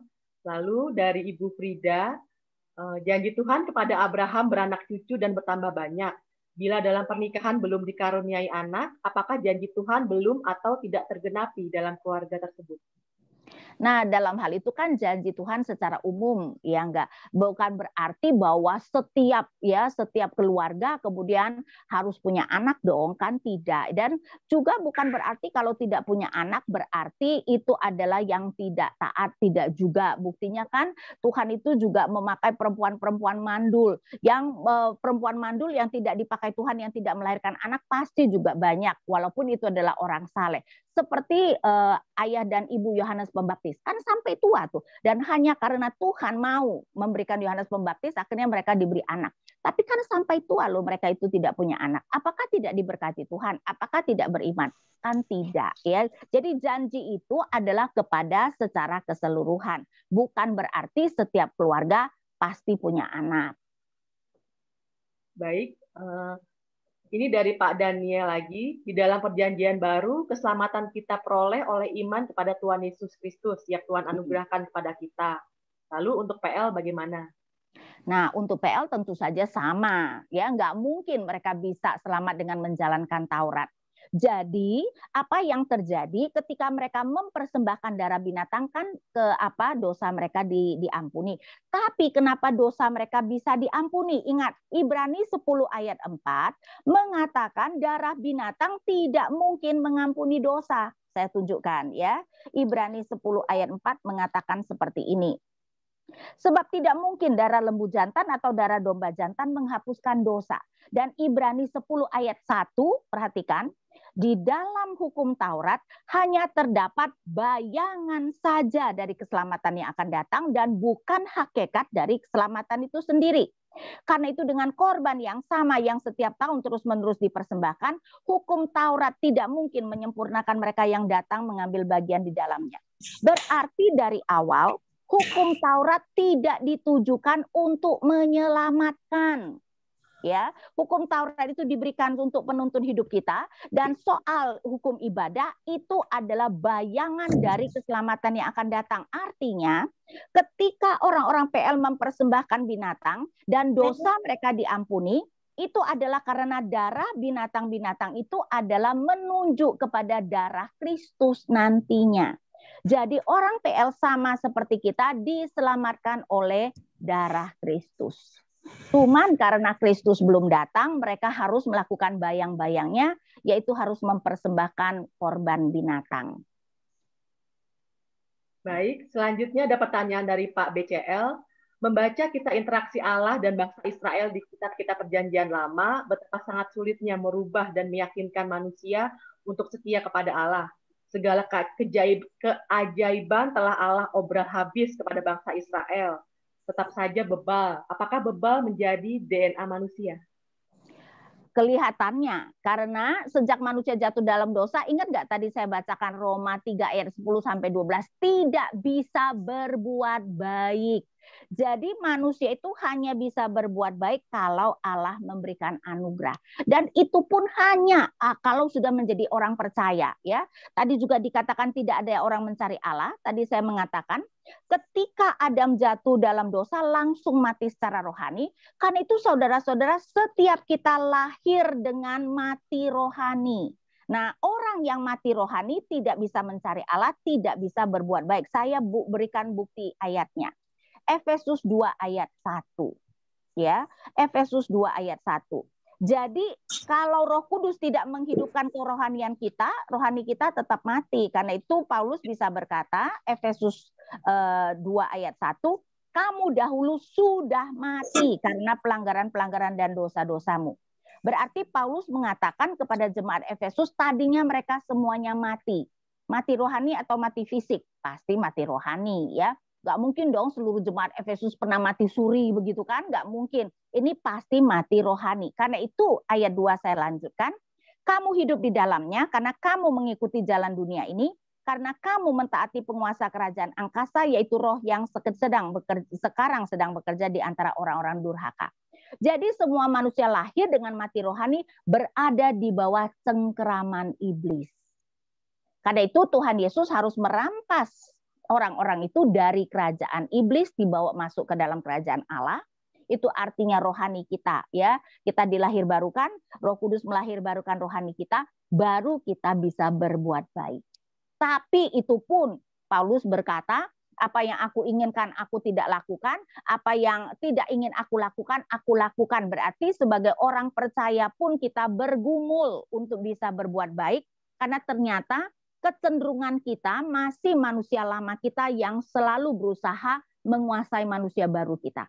Jadi kecenderungan kita orang percaya pun manusia lama kita yang lebih sering menang daripada manusia baru yang menang. Baik, selanjutnya pertanyaan dari Pak Harli. Kejadian 6 ayat 4 disebutkan ada orang-orang raksasa. Dari mana keturunan ini? Lalu anak-anak Allah menghampiri anak-anak perempuan manusia. Nah, dalam hal ini raksasa ya pasti keturunan Adam dan Hawa ya. Dan kalau kita perhatikan, anak-anak Allah yang dimaksudkan Memang ada dua pandangan. Ada yang mengatakan anak-anak Allah adalah malaikat, anak-anak manusia karena itu keturunannya raksasa.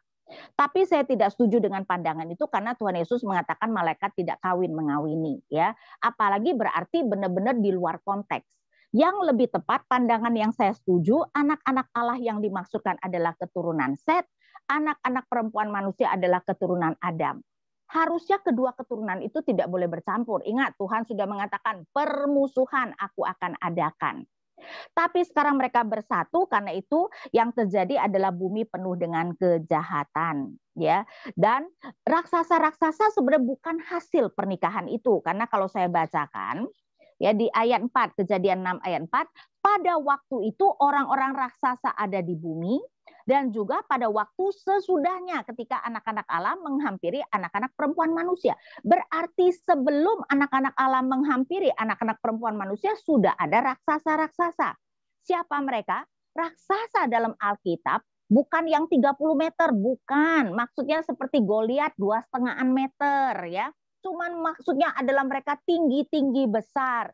Nah, siapa mereka? Ya pasti tentu saja keturunan Adam. Saudara, kita tidak percaya dengan makroevolusi, ya, monyet jadi manusia, kita tidak percaya. Tapi kita percaya dengan mikroevolusi. Artinya apa? Artinya iklim, apa yang kita makan, cuaca dan sebagainya bisa membuat orang menjadi berbeda. Karena itu bukan kebetulan mereka yang hidup di daerah yang sangat panas kulitnya jadi hitam, mereka yang hidup di daerah dingin kulitnya jadi lebih putih. Dan itu namanya mikroevolusi. Jadi rupanya entah kenapa ada yang kemudian jadi tinggi besar, ya. Jadi raksasa-raksasa di sini tetap adalah keturunan Adam dan Hawa. Nah, kalau bukan keturunan pernikahan itu kenapa diceritakan? Karena Musa mengerti nanti umat akan bertempur dengan raksasa dan mereka akan takut. Karena itu Musa mau mengatakan tidak usah takut pada raksasa. Karena pada waktu air bah Tuhan juga sudah menghancurkan mereka. Jadi Tuhan juga akan dengan mudah menghancurkan raksasa-raksasa Kanaan. Ya. Baik. Selanjutnya pertanyaan dari Bu Kristiani. Dari Keluaran 35 ayat 7 disebutkan kulit lumba-lumba. Apa benar kulit lumba-lumba atau sejenisnya? Sebab mereka kan sedang mengembara di padang gurun. Apakah dekat dengan laut? Silakan, nah, Bu. saya rasa memang kalau tafsiran begitu, penterjemahan begitu sulit, ya. Jadi kemungkinan memang bukan benar-benar kulit lumba-lumba, tapi jangan salah, kalaupun itu adalah kulit lumba-lumba, mereka kan minta dari orang Mesir. Jadi bukannya kemudian mereka pergi ngulitin lumba-lumba, bukan. Ingat nggak? Ketika mereka keluar, Tuhan kan menyuruh mereka meminta, dan saking ketakutan orang-orang Mesir kan memberikan apa saja mereka minta, termasuk kain-kain yang mahal. Jadi itu semua seharusnya merupakan barang-barang yang diminta dari orang-orang Mesir. Kalau itu mungkin dong, orang-orang Mesir kan bisa dong, ya, pedagang-pedagang yang mengambil dari laut dan sebagainya, ya. Sehingga jangan berpikir bahwa di padang gurun kemudian mereka cari lumba-lumba, ya, bukan seperti itu. Walaupun saya rasa mungkin penterjemahannya juga belum tentu tepat, mungkin yang sejenisnya, ya. Baik. Selanjutnya pertanyaan dari Bu Marta, apakah ada makhluk lain yang hidup saat kejadian banjir selain yang ikut bergabung di kapal Nuh? Maksudnya kalau manusia cuma 8 orang, Nuh istrinya dengan 3 orang anaknya, ya, karena itu kan Petrus mengatakan bahwa 8 saja yang selamat. Kalau binatang kan memang kan kalau makhluk lain maksudnya binatang ya banyak dong, karena kan Tuhan memang menyuruh binatang satu-satu pasang datang, dan binatang yang halal 7 pasang kan yang masuk bahtera Nuh. Ya, jadi kalau binatang banyak, ya, kalau manusia cuma 8, Nuh dan keturunannya beserta istri-istri mereka. Baik. Ini ada pertanyaan dari Pak Yosafat.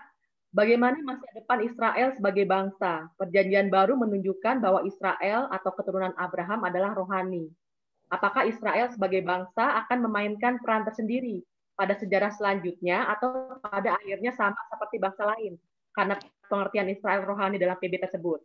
Saat ini Israel sebagai bangsa yang mandiri punya semangat untuk merestorasi kejayaan masa lalunya, Zionisme, untuk membangun bait Allah yang ketiga.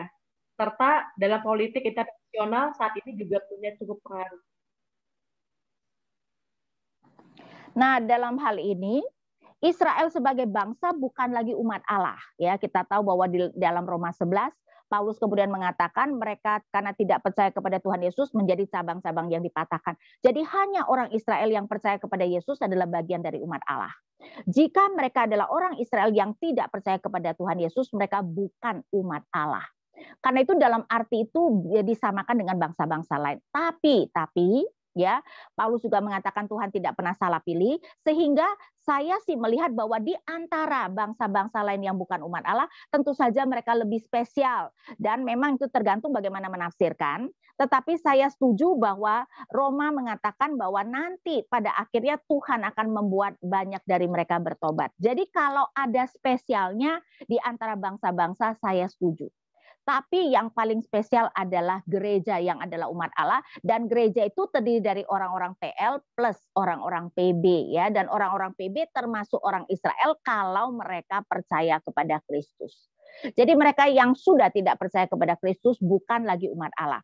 Karena itu memang kita tahu bahwa secara politik mungkin mereka akan mendirikan bait Allah dan sebagainya, tapi bagi saya itu tidak akan terjadi. Karena apa? Karena bait Allah sudah tidak diperlukan. Dengan kedatangan Tuhan Yesus, bait Allah sudah tidak diperlukan. Karena sebenarnya kemah suci itu adalah bayang-bayang yang menuju pada inkarnasi Kristus. Ya, jadi bait Allah sudah tidak diperlukan. Jadi saya tidak melihat bahwa itu akan terjadi. Ya, jadi kalau dimintain duit, tidak usah ngirim. Ya, tidak akan terjadi. Karena memang sudah tergenapi di dalam Kristus, inkarnasi Kristus, tidak perlu lagi ada bait Allah. Baik, dari Ibu Dortiana ada 2 pertanyaan. Pertama, mengenai zaman purbakala dan binatangnya, mengapa tidak terlihat di awal-awal penciptaan? Yang kedua, ada raja-raja yang berkenan di hadapan Tuhan, tetapi tetap tidak menjauhkan bukit-bukit pengorbanan. Maksudnya bagaimana? Nah, maksudnya saya nggak ngerti kenapa binatang tidak kelihatan. Bukannya sudah ditunjukkan kalau penciptaan mengenai binatang di Kejadian 1 dan Kejadian 2 digambarkan binatang-binatang yang diciptakan itu kan diberikan kepada Adam untuk diberi nama. Jadi saya kurang mengerti tuh, mungkin bisa dijelaskan lebih detail ya pertanyaannya. Nah, kalau soal bukit-bukit pengorbanan, nah penulis kitab Raja-Raja sangat memperhatikan reformasi itu termasuk menghancurkan bukit-bukit pengorbanan atau tidak. Karena apa? Karena sejak bait Allah didirikan, ya, sejak bait Allah didirikan, maka sebenarnya umat itu hanya boleh mempersembahkan korban di bait Allah. Nah, umat mungkin supaya lebih mudah, kadang-kadang mempersembahkan korban di bukit pengorbanan. Jadi kita jangan berpikir bukit pengorbanan itu hanya untuk penyembahan berhala. Tidak. Bukit pengorbanan banyak yang dipakai untuk mempersembahkan korban kepada Allah Israel. Tapi itu sebenarnya sudah tidak boleh. Karena itu penulis Raja-Raja sangat menekankan reformasi itu apakah bukit pengorbanan itu dihancurkan. Artinya kalau bukit pengorbanan tidak dihancurkan, reformasi itu tidak total gitu loh. Ya, karena itu kenapa dia memperhatikan. Karena tidak boleh lagi mempersembahkan korban kepada Tuhan di bukit pengorbanan setelah bait Allah didirikan. Saya tunjukkan ayatnya ya, Ulangan 12 ayat 5. Ulangan 12 ayat 5. Ulangan 12 ayat 5, Tuhan berkata, tetapi tempat yang akan dipilih Tuhan Allahmu dari segala sukumu sebagai kediamannya untuk menegakkan namanya di sana, tempat itulah harus kamu cari dan kesanalah kamu harus pergi, kesanalah harus kamu bawa korban bakaran dan korban sembelihanmu, persembahan persepuluhanmu dan sebagainya. Cuman ke sana. Ya, jadi tidak boleh lagi mempersembahkan korban di bukit-bukit pengorbanan. Yang kalau sebelum ada bait Allah masih kayaknya Tuhan tutup mata lah gitu. Tapi sesudah ada enggak boleh. Oke Bu Ina, yang soal binatang itu maksudnya dinosaurus ya? Maksudnya tidak terlihat gitu di Alkitab. Nah, memang ya PL tidak terlihat, PL Kejadian 1, Kejadian 2, tapi kelihatannya binatang yang Tuhan katakan kepada Ayub kayaknya sejenis dinosaurus. Saya tunjukkan ya, coba kita lihat Ayub 40 dan 41. Nah sayangnya LAI menerjemahkannya kuda Nil dan buaya. Padahal kalau kita lihat Alkitab Inggris memakai bahasa aslinya Behemoth dan Leviathan, ya. Jadi karena LAI menerjemahkannya kuda Nil, kita pikir kuda Nil, padahal nggak mungkin kuda Nil. Saya tunjukkan ya yang mengenai apa yang disebut kuda Nil. Kuda Nil Ayub ya, Ayub 40 dari ayat 10, perhatikanlah kuda Nil itu adalah Behemoth yang telah kubuat seperti juga engkau, ia makan rumput seperti lembu, karena itu mungkin dikatakan kuda Nil. Perhatikanlah tenaga di pinggangnya, kekuatan pada urat-urat perutnya. Perhatikan ayat 12. Ia meregangkan ekornya seperti pohon aras. Ekor kuda Nil, ya kita tahu ekor kuda Nil mah kecil, cuma untuk mengibas-ngibaskan belakangnya. Bisa nggak diregangkan seperti pohon aras? Nah, binatang apa yang bisa meregangkan ekor seperti pohon aras? Kan binatang sejenis dinosaurus. Dan binatang sejenis dinosaurus kan ada yang vegetarian. Ya enggak? Ya seperti si Behemoth ini yang dikatakan makan rumput. Ya, sehingga kemungkinan ini adalah dinosaurus. Tapi kalaupun ya kita melihat bahwa bisa ada dinosaurus, kita tidak boleh percaya seperti para saintis yang menganggap dunia dinosaurus itu adalah dunia sebelum dunia kita sekarang, yang kemudian Tuhan hancurkan dengan meteor, baru kemudian ada dunia manusia. Tidak, Alkitab menggambarkan dunia manusia dan dunia binatang langsung diciptakan bersama-sama. Karena apa, saudara? Tidak ada kematian, termasuk tidak ada kematian binatang sebelum manusia jatuh dalam dosa. Karena itu di dalam Kejadian 1, binatang pun tidak memakan binatang dan manusia tidak memakan binatang. Manusia itu baru memakan binatang setelah air bah. Dan saya asumsikan setelah air bah baru binatang juga makan binatang, ya. Jadi tidak ada kematian binatang sebelum Adam jatuh dalam dosa.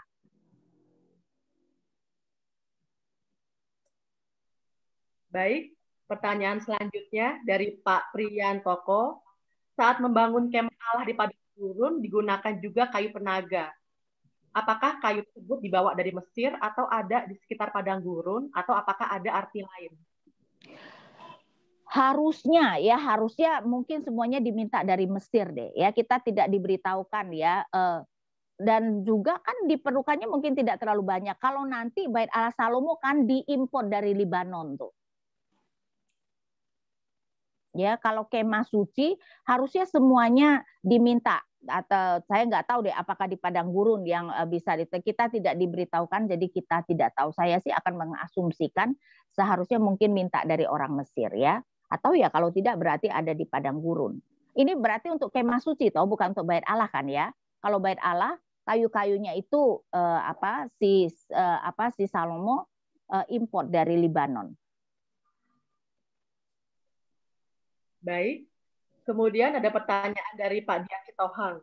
Benarkah tadi ada pernyataan bahwa Adam membiarkan Hawa jatuh ke dalam dosa? Jika ada, mohon penjelasannya.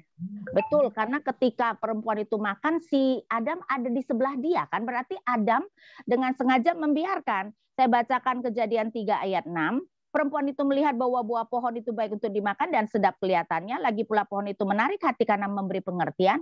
Lalu ia mengambil dari buahnya dan dimakannya dan diberikannya juga kepada suaminya yang bersama-sama dengan dia. Berarti kan Adam sebagai kepala keluarga harusnya menolong istrinya dong, jangan makan. Jadi berarti Adam biarin karena ternyata Adam juga menginginkannya. Karena apa yang ditawarkan iblis itu terlalu menarik. Boleh menentukan sendiri apa yang baik dan yang jahat, artinya kamu boleh menjadi tuan atas dirimu sendiri. Dan Adam menginginkan hal itu.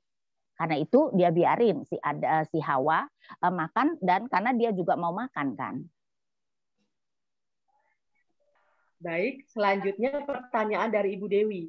Dalam 1 Raja-Raja 11 ayat 3, dikatakan ia mempunyai 700 istri dari kaum bangsawan dan 300 gundik. Istri-istrinya itu menarik hatinya daripada Tuhan.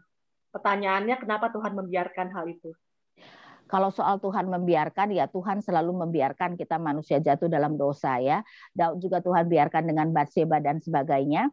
Kita tidak diberitahukan alasannya, tetapi kemungkinan untuk menunjukkan kepada kita manusia yang sebaik apapun, yang paling berhikmat pun ternyata tetap melakukan dosa yang besar, supaya kita tahu kita perlu seorang penebus. Ya, saya rasa tujuannya, dan juga supaya kita tahu keseriusan dosa, ya, sehingga orang-orang seperti Daud dan Salomo pun jatuh kepada dosa-dosa yang besar, supaya kita sadar betapa mengerikannya kuasa dosa. Tapi memang Alkitab tidak memberitahu secara detail kenapa misalnya membiarkan Salomo jatuh. Ya. Baik, selanjutnya pertanyaan dari Pak BCL. Bagaimana menempatkan narasi kejadian tentang keberadaan Adam dan Hawa serta anak-anaknya dalam sejarah keberadaan manusia purba? Jadi sempat agak dijelaskan ya. Ya, berarti kan semua manusia memang keturunan Adam dan Hawa. Jadi kita tidak seharusnya percaya bahwa ada manusia keturunan siapa, ada manusia lain selain Adam dan Hawa. Alkitab menggambarkan semua manusia keturunan dan Adam dan Hawa. Karena itu kenapa secara teologi begitu Adam jatuh dalam dosa, seluruh keturunannya, seluruh manusia lahir dengan berdosa. Baik, silakan Bapak Ibu jika masih ada pertanyaan, silakan dituliskan dalam chat. Sambil menunggu pertanyaan yang lain, Bu Ina, kalau dalam Imamat 19 ayat 28 dikatakan, janganlah kamu menggoresi tubuhmu karena orang mati, dan janganlah merajah tanda-tanda pada kulitmu, akulah Tuhan. Ya, ini banyak ya orang-orang Kristen yang kalau merajah di sini kan menurut KBBI itu sama dengan mentato ya Bu ya. Nah, banyak orang-orang Kristen yang menganggap ini kan sudah nggak berlaku lagi. Jadi banyak orang Kristen yang suka mentato gitu ya, pakai gambar Tuhan Yesus atau ayat-ayat Alkitab. Sebagian lagi menganggap, hey, imamat masih berlaku gitu. Gimana Bu Ina? Nah, tadi saya mengatakan hukum dibagi menjadi 3, hukum moral 10 hukum itu yang masih berlaku, hukum ibadah sudah tergenapi dalam Kristus, dan hukum negara tidak mungkin berlaku. Hukum negara yang berlaku bagi kita adalah hukum negara Republik Indonesia, dan intinya sebenarnya adalah 10 hukum. Jadi betul hukum ini tidak berlaku, ya. Jadi ini kemungkinan adalah hukum negara atau bisa dimasukkan dalam hukum ibadah. Yang pastinya tidak masuk 10 hukum, ya. Kan itu memang tidak menjadi masalah, ya. Sekarang perempuan juga banyak tato alis kan. Kalau begitu kan nanti tato alis juga tidak boleh dong. Cuman jangan lupa prinsip Alkitab jangan menjadi batu sandungan. Kalau tato-tato yang tidak menjadi batu sandungan yang enggak apa-apa. Tapi kan kita tahu tato seluruh separuh badan, tangan itu. Karena apa? Karena bahkan di Indonesia pun orang bertato seperti itu konotasinya preman, betul enggak? Ya, sehingga kalau kita bertato seperti itu, kan itu bisa menjadi batu sandungan. Jadi betul tato itu sendiri tidak, maksudnya ini tidak berlaku bahwa kita tidak boleh bertato. Cuman saya rasa ya kita harus hati-hati jangan sampai tato kita menjadi batu sandungan. Ya. Tapi memang tidak bisa memakai ayat ini untuk kamu berdosa tuh, itu tidak bisa. Baik, terima kasih Bu Ina. Lalu ada pertanyaan dari Pak Jonathan.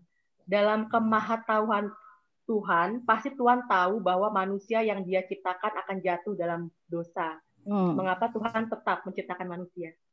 Nah, berarti Tuhan memang sudah menetapkan bahwa akan membiarkan manusia jatuh dan mengirim penebus. Karena itu kenapa Paulus mengatakan kita sudah dipilih sebelum dunia dijadikan. Berarti sebelum dunia dijadikan Tuhan sudah tahu nanti manusia akan jatuh dalam dosa, tapi Tuhan sudah punya rencana yaitu akan menebus manusia. Karena itulah kenapa Dia tetap menciptakan manusia.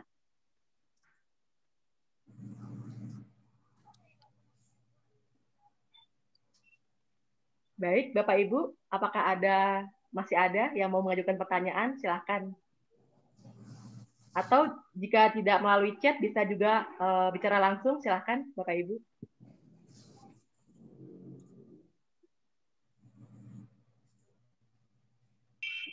Itu ada pertanyaan tentang mana tuh, bisa dibacakan? Oh, sebentar. Oke, dari Bu Marta ya. Boleh digambarkan atau dijelaskan mengenai roti mana, sejenis apa, dan bagaimana roti itu prosesnya diberikan pada bangsa Israel? Nah, kalau proses diberikan, tahu-tahu pagi hari kan kayak seperti embun begitu ya, dan mereka tinggal mengambilnya dan mengolahnya. Nah, dikatakan mana itu manis ya. Jadi Alkitab yang menjelaskan bahwa mana itu rasanya manis. Ya, tapi kalau setelah proses itunya ya tahu-tahu pagi-pagi mereka sudah ada mana di mana mereka kemudian memungut ya, baru mereka mengolahnya ya untuk dimakan. Ya, jadi itu yang Alkitab katakan.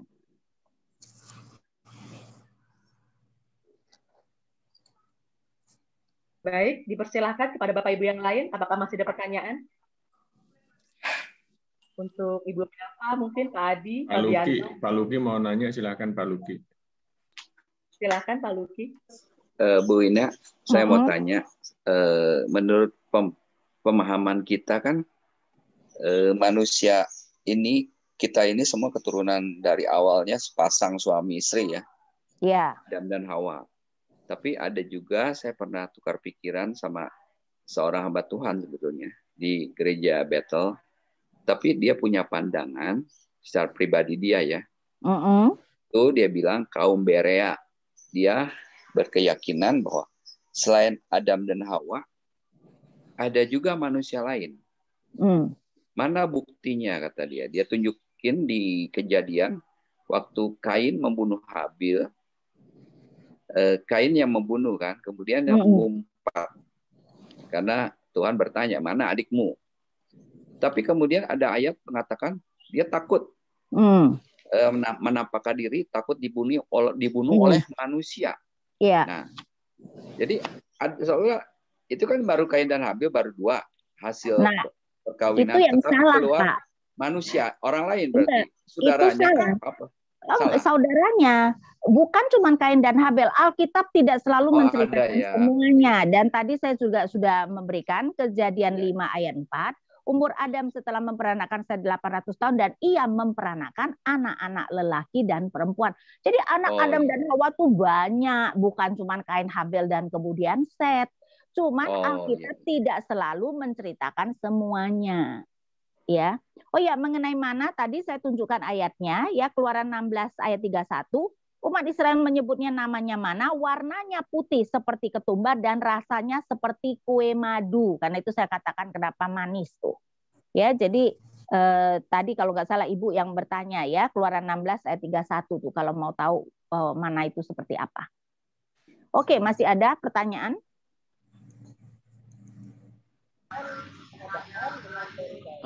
Saya Bu Ida, ya, Pak Dian Sitohang, mengulang yang tadi, ada membiarkan Hawa jatuh ke dalam dosa.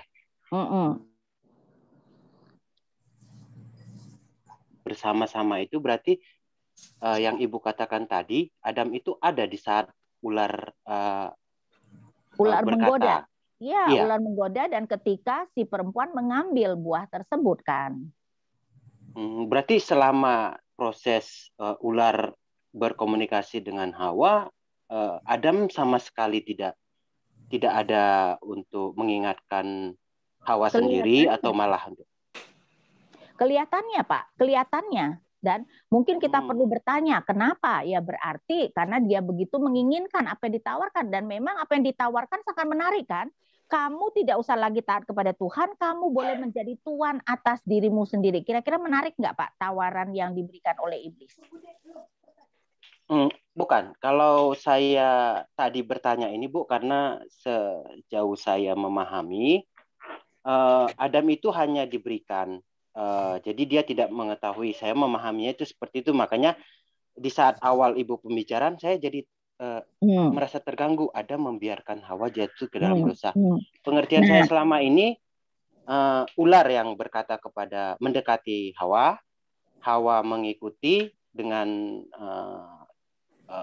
janji ular tersebut, kemudian memakan dan memberikan kepada suaminya. Jadi saya memahaminya setelah dia makan baru dia menemui. Nah, banyak orang Kristen, iya banyak orang Kristen berpikir seperti itu. Karena itu saya juga pernah lihat tuh drama di gereja ya, Hawa sudah makan baru lari-lari cari suaminya, baru memberikan kepada suaminya. Tapi kan bukan itu yang dikatakan oleh Alkitab. Dan kalau begitu ya Pak ya, kejatuhan manusia itu jadinya sebenarnya rada romantis. ya. Seakan-akan Adam berpikir daripada aku hidup sendiri lebih baik kami mati bersama. Kan begitu kan, Pak? Jadi kejatuhan kan jadi dosanya itu tidak terlalu serius, malahan romantis kan. Dan sedangkan kalau manusia ada di sampingnya berarti dosa itu begitu serius, yaitu bahwa manusia memang secara sadar memilih untuk tidak taat kepada Tuhan. Iya. Karena kan Bu, setelah kan Tuhan telah berfirman jika engkau sesekali memakan buah itu akan mati. Nah, saya hanya memahami mungkin Adam menerima tawaran Hawa itu karena dia melihat Hawa tidak mati setelah makan itu. Jadi si Hawanya datang menawarkan itu mungkin dengan telah bercerita dia udah makan, ular menawari dia itu, terus dia berikan. Nah, mungkin saya memahaminya suaminya menerima itu dan tidak mengatakan, oh kenapa kamu makan, mungkin seperti itu, atau dengan tadi agak romantis gitu ya Bu ya, karena mungkin dia melihat, lah udah dimakan kok sama Hawa, tidak mati. Nah, dan dia menceritakan apa yang dikatakan ular bahwa akan bisa melihat membedakan yang benar dan yang buruk, ya mungkin dia jadi ikut gitu. Ya, tapi itulah kan yang betul. Tapi kenyataannya kan bukan begitu, dan juga manusia memang tidak langsung mati secara fisik, tapi langsung mati secara rohani, Pak. Iya, maksud saya itulah kenapa si Adam menerima itu, Bu. Tapi karena Ibu tadi menjelaskan bahwa Adam bersalah karena membiarkan Hawa jatuh ke dalam dosa, karena memang dia bersama-sama ada di situ di saat ular berkata kepada Hawa. Dan itu yang dikatakan Alkitab kan? Enggak, karena di sini kan hanya terpotong, Bu. Ini pembicaranya dari ayat 1 kan sampai dengan dia makan. Di 6 perempuan itu melihat bahwa buah itu baik untuk dimakan dan sedap kelihatannya. Lagi pula pohon itu menarik hati karena memberi pengertian, lalu ia mengambil dari buahnya dan dimakannya dan diberikannya juga kepada suaminya yang bersama-sama dengan dia. Nah, itu yang di situ yang dari awal kan tidak dinyatakan bahwa si Adamnya ada, setelah dia makan baru bersama-sama dengan dia. Nah, di situ yang mungkin perjalanan keimanan saya melihat beberapa yang Ibu bilangkan drama, itulah yang ada melekat di saya, sehingga tadi Ibu Ina mengatakan ada membiarkan Hawa, loh apa iya ya, makanya saya coba balik lagi nih, balik lagi itu pengertiannya berarti yang dari Ibu Ina sampaikan, sehingga ya ada membiarkan Hawa jatuh ke dalam dosa dengan karena dia ada bersama-sama. Iya, itu yang saya itu ya Bu ya. Oh iya. Terima kasih Bu. Oke. Masih ada pertanyaan? Baik, dari Pak Jonathan. Tadi Bu Ina menjelaskan bahwa Paulus berkata kita dipilih untuk diselamatkan. Berarti apakah ada yang tidak dipilih oleh Tuhan? Tentu saja. Karena itu Tuhan saja bahkan mengatakan Yakub aku mengasihi tetapi Esau aku membenci. Dan itu berarti Esau dan keturunannya dipilih, Yakub dan keturunannya dipilih, Esau dan keturunannya tidak dipilih. Ya, maksudnya dan karena itu umat itu kan dari keturunan Yakub dan bukan dari keturunan Esau. Dan kelihatannya secara pribadi Esau tidak dipilih. Ya, mungkin ini memang itu ya susah dimengerti ya Bu Ina ya, karena kita berpikir Yesus mati untuk seluruh manusia dan itu juga konsep yang salah. Yesus mengatakan aku menyerahkan nyawaku untuk domba-dombaku. Yesus tidak mati untuk seluruh manusia. Yesus hanya mati untuk domba-dombanya. Karena kalau Yesus mati untuk semua manusia, ya semua manusia harus masuk surga. Betul enggak? Kalau tidak berarti Allah tidak fair menghukum 2 kali. Yesus tidak mati untuk semua manusia. Saya tunjukkan Yohanes 10 ayat 11. Akulah gembala yang baik memberikan nyawanya bagi domba-dombanya. Jadi salah kalau kita berpikir bahwa Yesus mati untuk seluruh manusia. Mungkin maksudnya seluruh manusia secara umum, tetapi tidak setiap manusia. Ya, tetapi dalam arti seluruh manusia dalam arti dari berbagai suku bangsa, bukan hanya Israel, tapi tidak berarti setiap manusia. Yesus hanya mati untuk orang-orang yang akan ditebusnya. Bu Ina mau nanya lagi. Jonathan, Bu, berarti kita sebagai manusia punya kesempatan untuk memilih menjadi domba atau menjadi kambing gitu, Bu? Tentu saja tidak. Allah kalau memilih pasti kita pada akhirnya akan percaya, ya. Jadi kalau Allah sudah memilih kan saya katakan kita manusia itu lahir dengan rohani yang mati. Nah, orang yang Allah pilih, Allah akan mengutus Roh Kudusnya untuk menghidupkan kerohaniannya. Setelah kerohanian hidup, nah maka kita akan menjadi percaya dan bertobat. Ya, jadi siapa yang Allah pilih, nah hanya siapa itu yang Roh Kudus akan berkarya menghidupkan rohaninya. Dan setelah rohaninya hidup, ya orang itu akan percaya. Jadi kalau Allah sudah memilih, nggak mungkin kita tidak percaya. Siapa yang Allah tidak pilih, dia juga tidak mungkin bisa percaya. Sedangkan kalau Allah sudah memilih kita, tidak mungkin kita tidak percaya. Baik.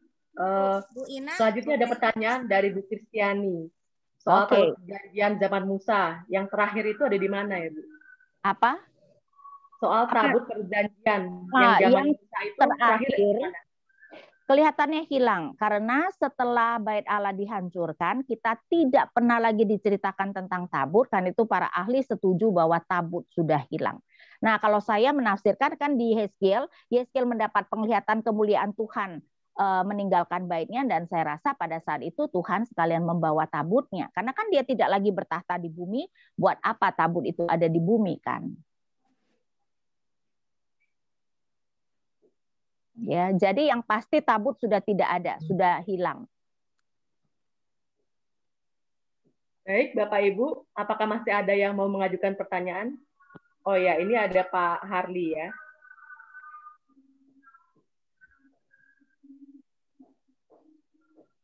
Mengenai penemuan manusia purba yang seperti kera, penjelasannya bagaimana, Bu Ina? Dalam hal ini ya, kalau dibilang seperti kera, itu kan pertama-tama itu kan adalah berdasarkan tulangnya kemudian digambarkan ya, sehingga kebenarannya belum tentu benar. Tapi hal kedua, manusia memang secara fisik mirip dengan binatang. Karena itu nama manusia dan binatang di dalam Kejadian 2 disebut makhluk yang hidup. Saya bacakan Kejadian 2 ayat 7. Ketika itulah Tuhan Allah membentuk manusia itu dari debu tanah dan menghembuskan nafas hidup itu ke dalam hidungnya. Demikianlah manusia itu menjadi makhluk yang hidup. Ibraninya nefes haya, atau sebenarnya secara harafiah jiwa yang hidup. Nah, binatang juga disebut itu. 19, lalu Tuhan Allah membentuk dari tanah segala binatang hutan dan segala burung di udara. Dibawanyalah semuanya kepada manusia itu untuk melihat bagaimana ia menamainya. Dan seperti nama yang diberikan manusia itu kepada tiap-tiap makhluk yang hidup, demikianlah nanti nama makhluk itu. Jadi kelihatannya secara fisik ada kedekatan antara manusia dengan binatang. Jadi kalau kemudian ada manusia yang mirip kera, ya mungkin juga tidak usah heran secara fisik. Tapi hanya manusia yang dikatakan diciptakan dalam gambar Allah, ya.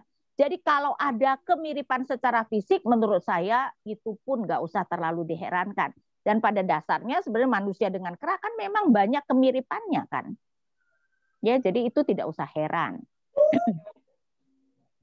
Bahkan ya, para ahli mengatakan kan sebenarnya kayak bayi manusia, kalau janin manusia dengan janin binatang kan kalau cuman awal beberapa hari, beberapa minggu kan bentuknya sama tuh. Kalau bukan para ahli mungkin tidak bisa membedakan. Ya, Bu Ina, ada pertanyaan lanjutan dari Pak Jonathan. Jika demikian sesuai penjelasan Ibu tadi, berarti ada orang yang diciptakan untuk binasa, yaitu orang yang tidak dipilih. Apakah itu tidak bertentangan dengan natur Allah yang Maha Kasih? Nah, dalam hal ini jangan lupa bahwa Allah kita Maha Kasih tetapi juga Maha Adil. Manusia yang sudah jatuh dalam dosa, sedangkan upah dosa adalah maut, maka manusia yang sudah jatuh dalam dosa memang pantas mendapatkan kematian kekal. Tapi dalam anugerahnya Tuhan memilih sebagian untuk tidak mati. Ya, dan itu adalah anugerah. Karena itu jadi jangan lupa Allah yang Maha Kasih itu juga adalah Allah yang adil. Ya. Baik, lalu ada dari Pak BCL. Dalam Kejadian 3 ayat 1 disebutkan bahwa ular adalah binatang darat yang paling cerdik. Apakah ayat ini bermakna denotasi atau konotasi? dalam hal ini saya rasa benar tuh artinya ya, karena Tuhan Yesus juga memakai ular, cerdiklah seperti ular dan tuluslah seperti merpati, walaupun memang mungkin ya kita manusia, karena saya juga tahu manusia tidak menganggap ular cerdik, kayaknya anjing misalnya yang cerdik ya. Itu. Tapi saya pikir-pikir anjing walaupun betul cerdik ya saudara, ada satu kelemahan anjing.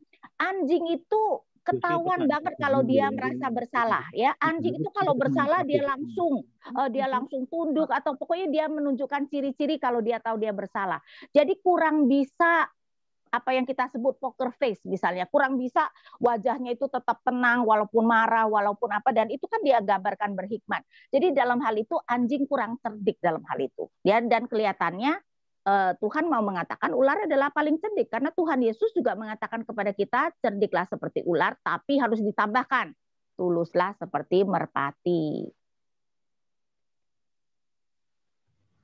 Baik, Bapak Ibu, apakah masih ada yang ingin mengajukan pertanyaan? Pak Budi, Pak Sugya Budi, silakan Pak Budi.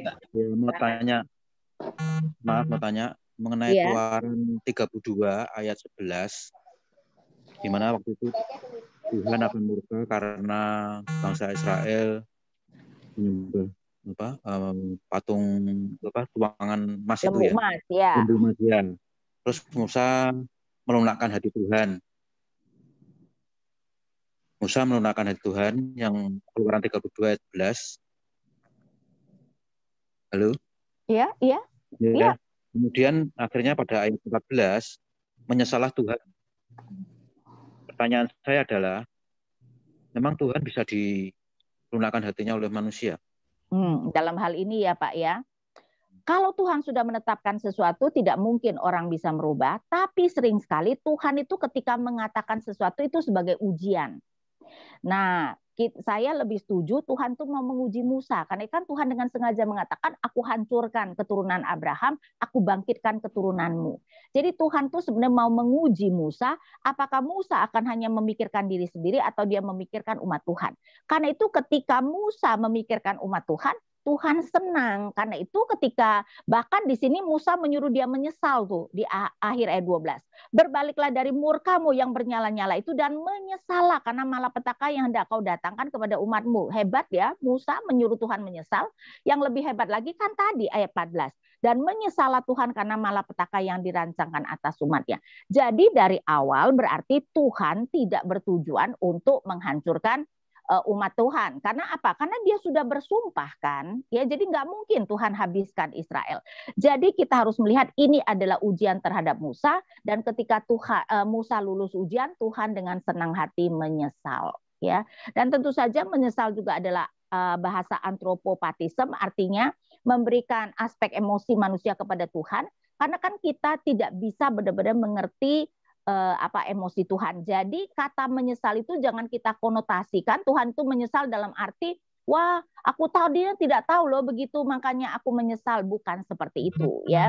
Jadi di sini lebih melihat bahwa Tuhan senang karena Musa lulus ujian ya, dan Tuhan kemudian dengan senang hati menyesal tidak jadi melakukan apa yang dia katakan. Yang harus kita mengerti dari awal memang Tuhan tidak hendak melakukan. Jadi yang tidak berubah adalah ketetapan. Tapi ketika Tuhan mengatakan sesuatu belum tentu merupakan ketetapan. Bisa adalah ujian kepada manusia atau kesempatan supaya manusia bertindak dan Tuhan akan berespon. Terima kasih. Oke. Selanjutnya pertanyaan dari Bu Lisbeth. Tuhan Yesus tidak mati untuk semua manusia, tetapi Tuhan menyuruh kita untuk mengasihi sesama manusia. Mohon penjelasannya. Nah, kita mengasihi sesama manusia bukan berarti kita itu mengasihi sesama manusia sama. Karena itu Tuhan Yesus memberikan perintah baru. Perintah baru aku berikan kepadamu, kehendaklah kamu saling mengasihi seperti aku mengasihi kamu. Jadi, untuk mengasihi seperti Yesus mengasihi itu hanya kepada saudara seiman. Hendaklah kamu saling mengasihi. Kalau mengasihi sesama manusia tidak bisa seperti aku mengasihi kamu. Karena itu kenapa itu perintah baru. Berbeda dengan kasihilah sesamamu seperti engkau mengasihi dirimu sendiri. Tapi khusus untuk saudara seiman, Tuhan Yesus mengatakan, kasihilah seperti aku mengasihi kamu. Ya, jadi Tuhan Yesus tidak menyuruh kita mengasihi semua seperti Tuhan Yesus mengasihi kita. Baik, selanjutnya dari Pak Sugiyabudi. Ya, mau tanya lagi satu kali. Maaf, di kejadian berapa saya lupa, waktu Adam dan Hawa jatuh dosa, Tuhan menyesal menciptakan manusia. Maksudnya apa ya? Kejadian 6 ya, kejadian waktu air bah. Maksudnya sebenarnya ada penjelasan di berikutnya ya. Saya bacakan kejadian 6. Kejadian 6 ayat 6, maka menyesalah Tuhan bahwa ia telah menjadikan manusia di bumi dan hal itu memilukan hatinya. Artinya Tuhan sedih ketika harus menghukum manusia ya. Jadi kata menyesal di sana hanya berarti bahwa Tuhan sedih bahwa dia harus menghukum manusia. Sekali lagi ingat, kata menyesal adalah kita memberikan emosi manusia kepada Tuhan. Jadi memang kata itu mungkin tidak persis tepat, tapi kan memang kita manusia tidak bisa dengan tepat menggambarkan emosi Tuhan. Itu hanya berarti Tuhan sedih ketika dia harus menghukum manusia, walaupun dari awal dia sudah tahu. Tapi tetap Tuhan itu sedih ketika dia harus menghukum manusia.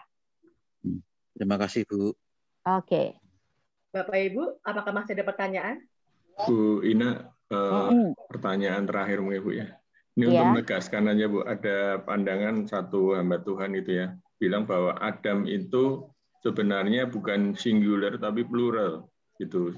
Karena logikanya adalah ketika Tuhan menciptakan pohon, misalnya pohon pisang, nggak cuma satu batang gitu loh. Nah, apakah demikian pandangannya Bu? Enggak ya, harusnya Adam itu satu orang ya. Karena itu kan kenapa diambil rusuknya untuk dibangun perempuan itu. Kalau kemudian itu plural, maksudnya rusuk-rusuk diambil jadi dari banyak Adam. Kan enggak. Dalam itu walaupun kata Adam bisa berarti manusia. Karena jadi kata Adam bisa mempunyai arti bahwa itu berbicara tentang manusia.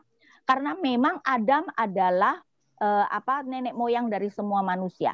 Tetapi Adam yang dimaksud di sana hanyalah satu orang saja. Ya. Oke, Bu. Oke. Terima kasih. Selanjutnya dari Pak Hendri Sitompul, silakan. Ya, makasih. Selamat siang. Ada yang saya nggak tahu, mungkin Bu Ina kontradiktif atau mungkin penjelasan lebih lanjut. Tadi Ibu menjelaskan di Yohanes 10 ayat 11, akulah gembala yang baik memberi nyawanya bagi domba-dombanya.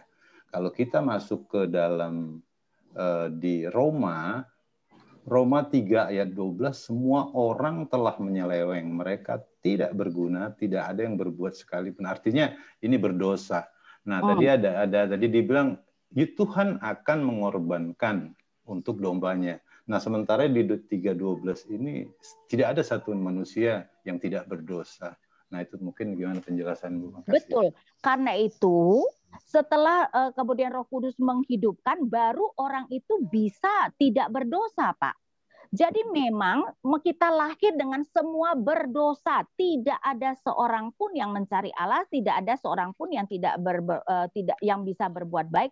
Nah, setelah nanti kerohanian kita dihidupkan sebagai orang-orang yang percaya, baru kita bisa berbuat baik. Jadi kan tidak kontradiktif dong, Pak.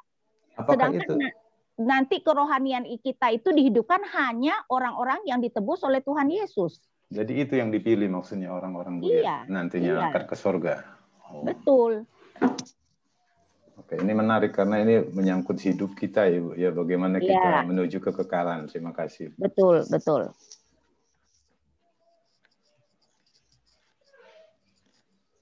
Oke, masih ada pertanyaan? Maka masih ada Bapak Ibu? Satu lagi mungkin.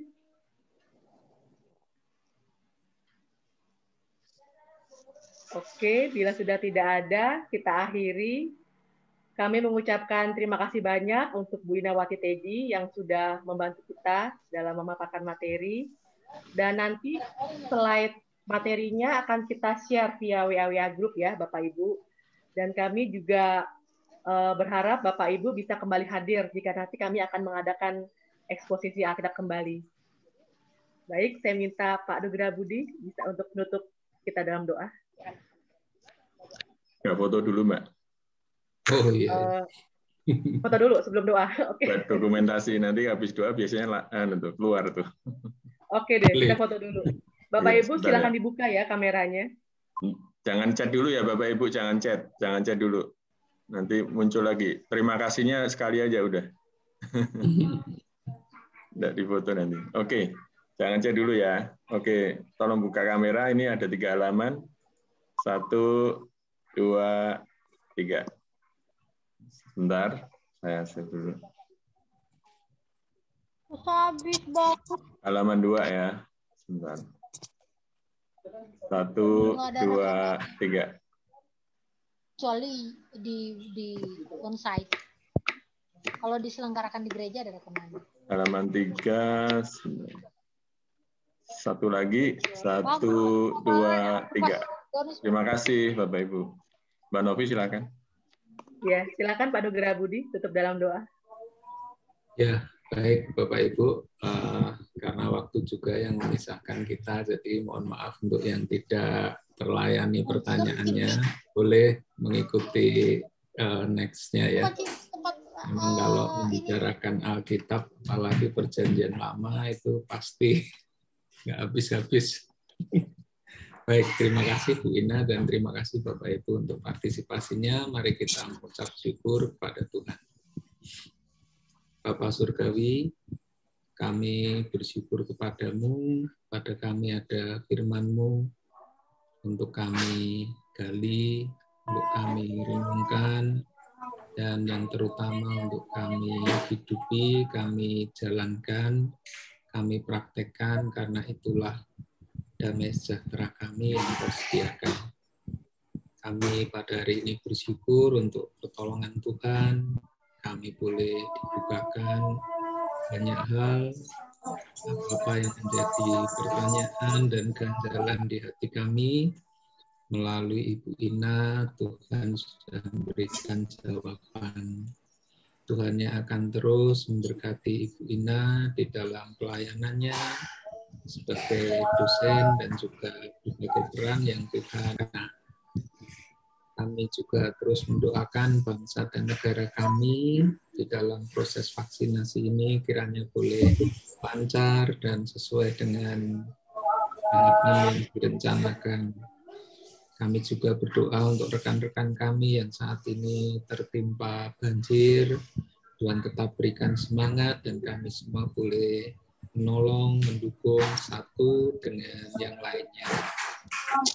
Surgawi kami akan mengakhiri acara kami ini untuk berpisah satu sama lain.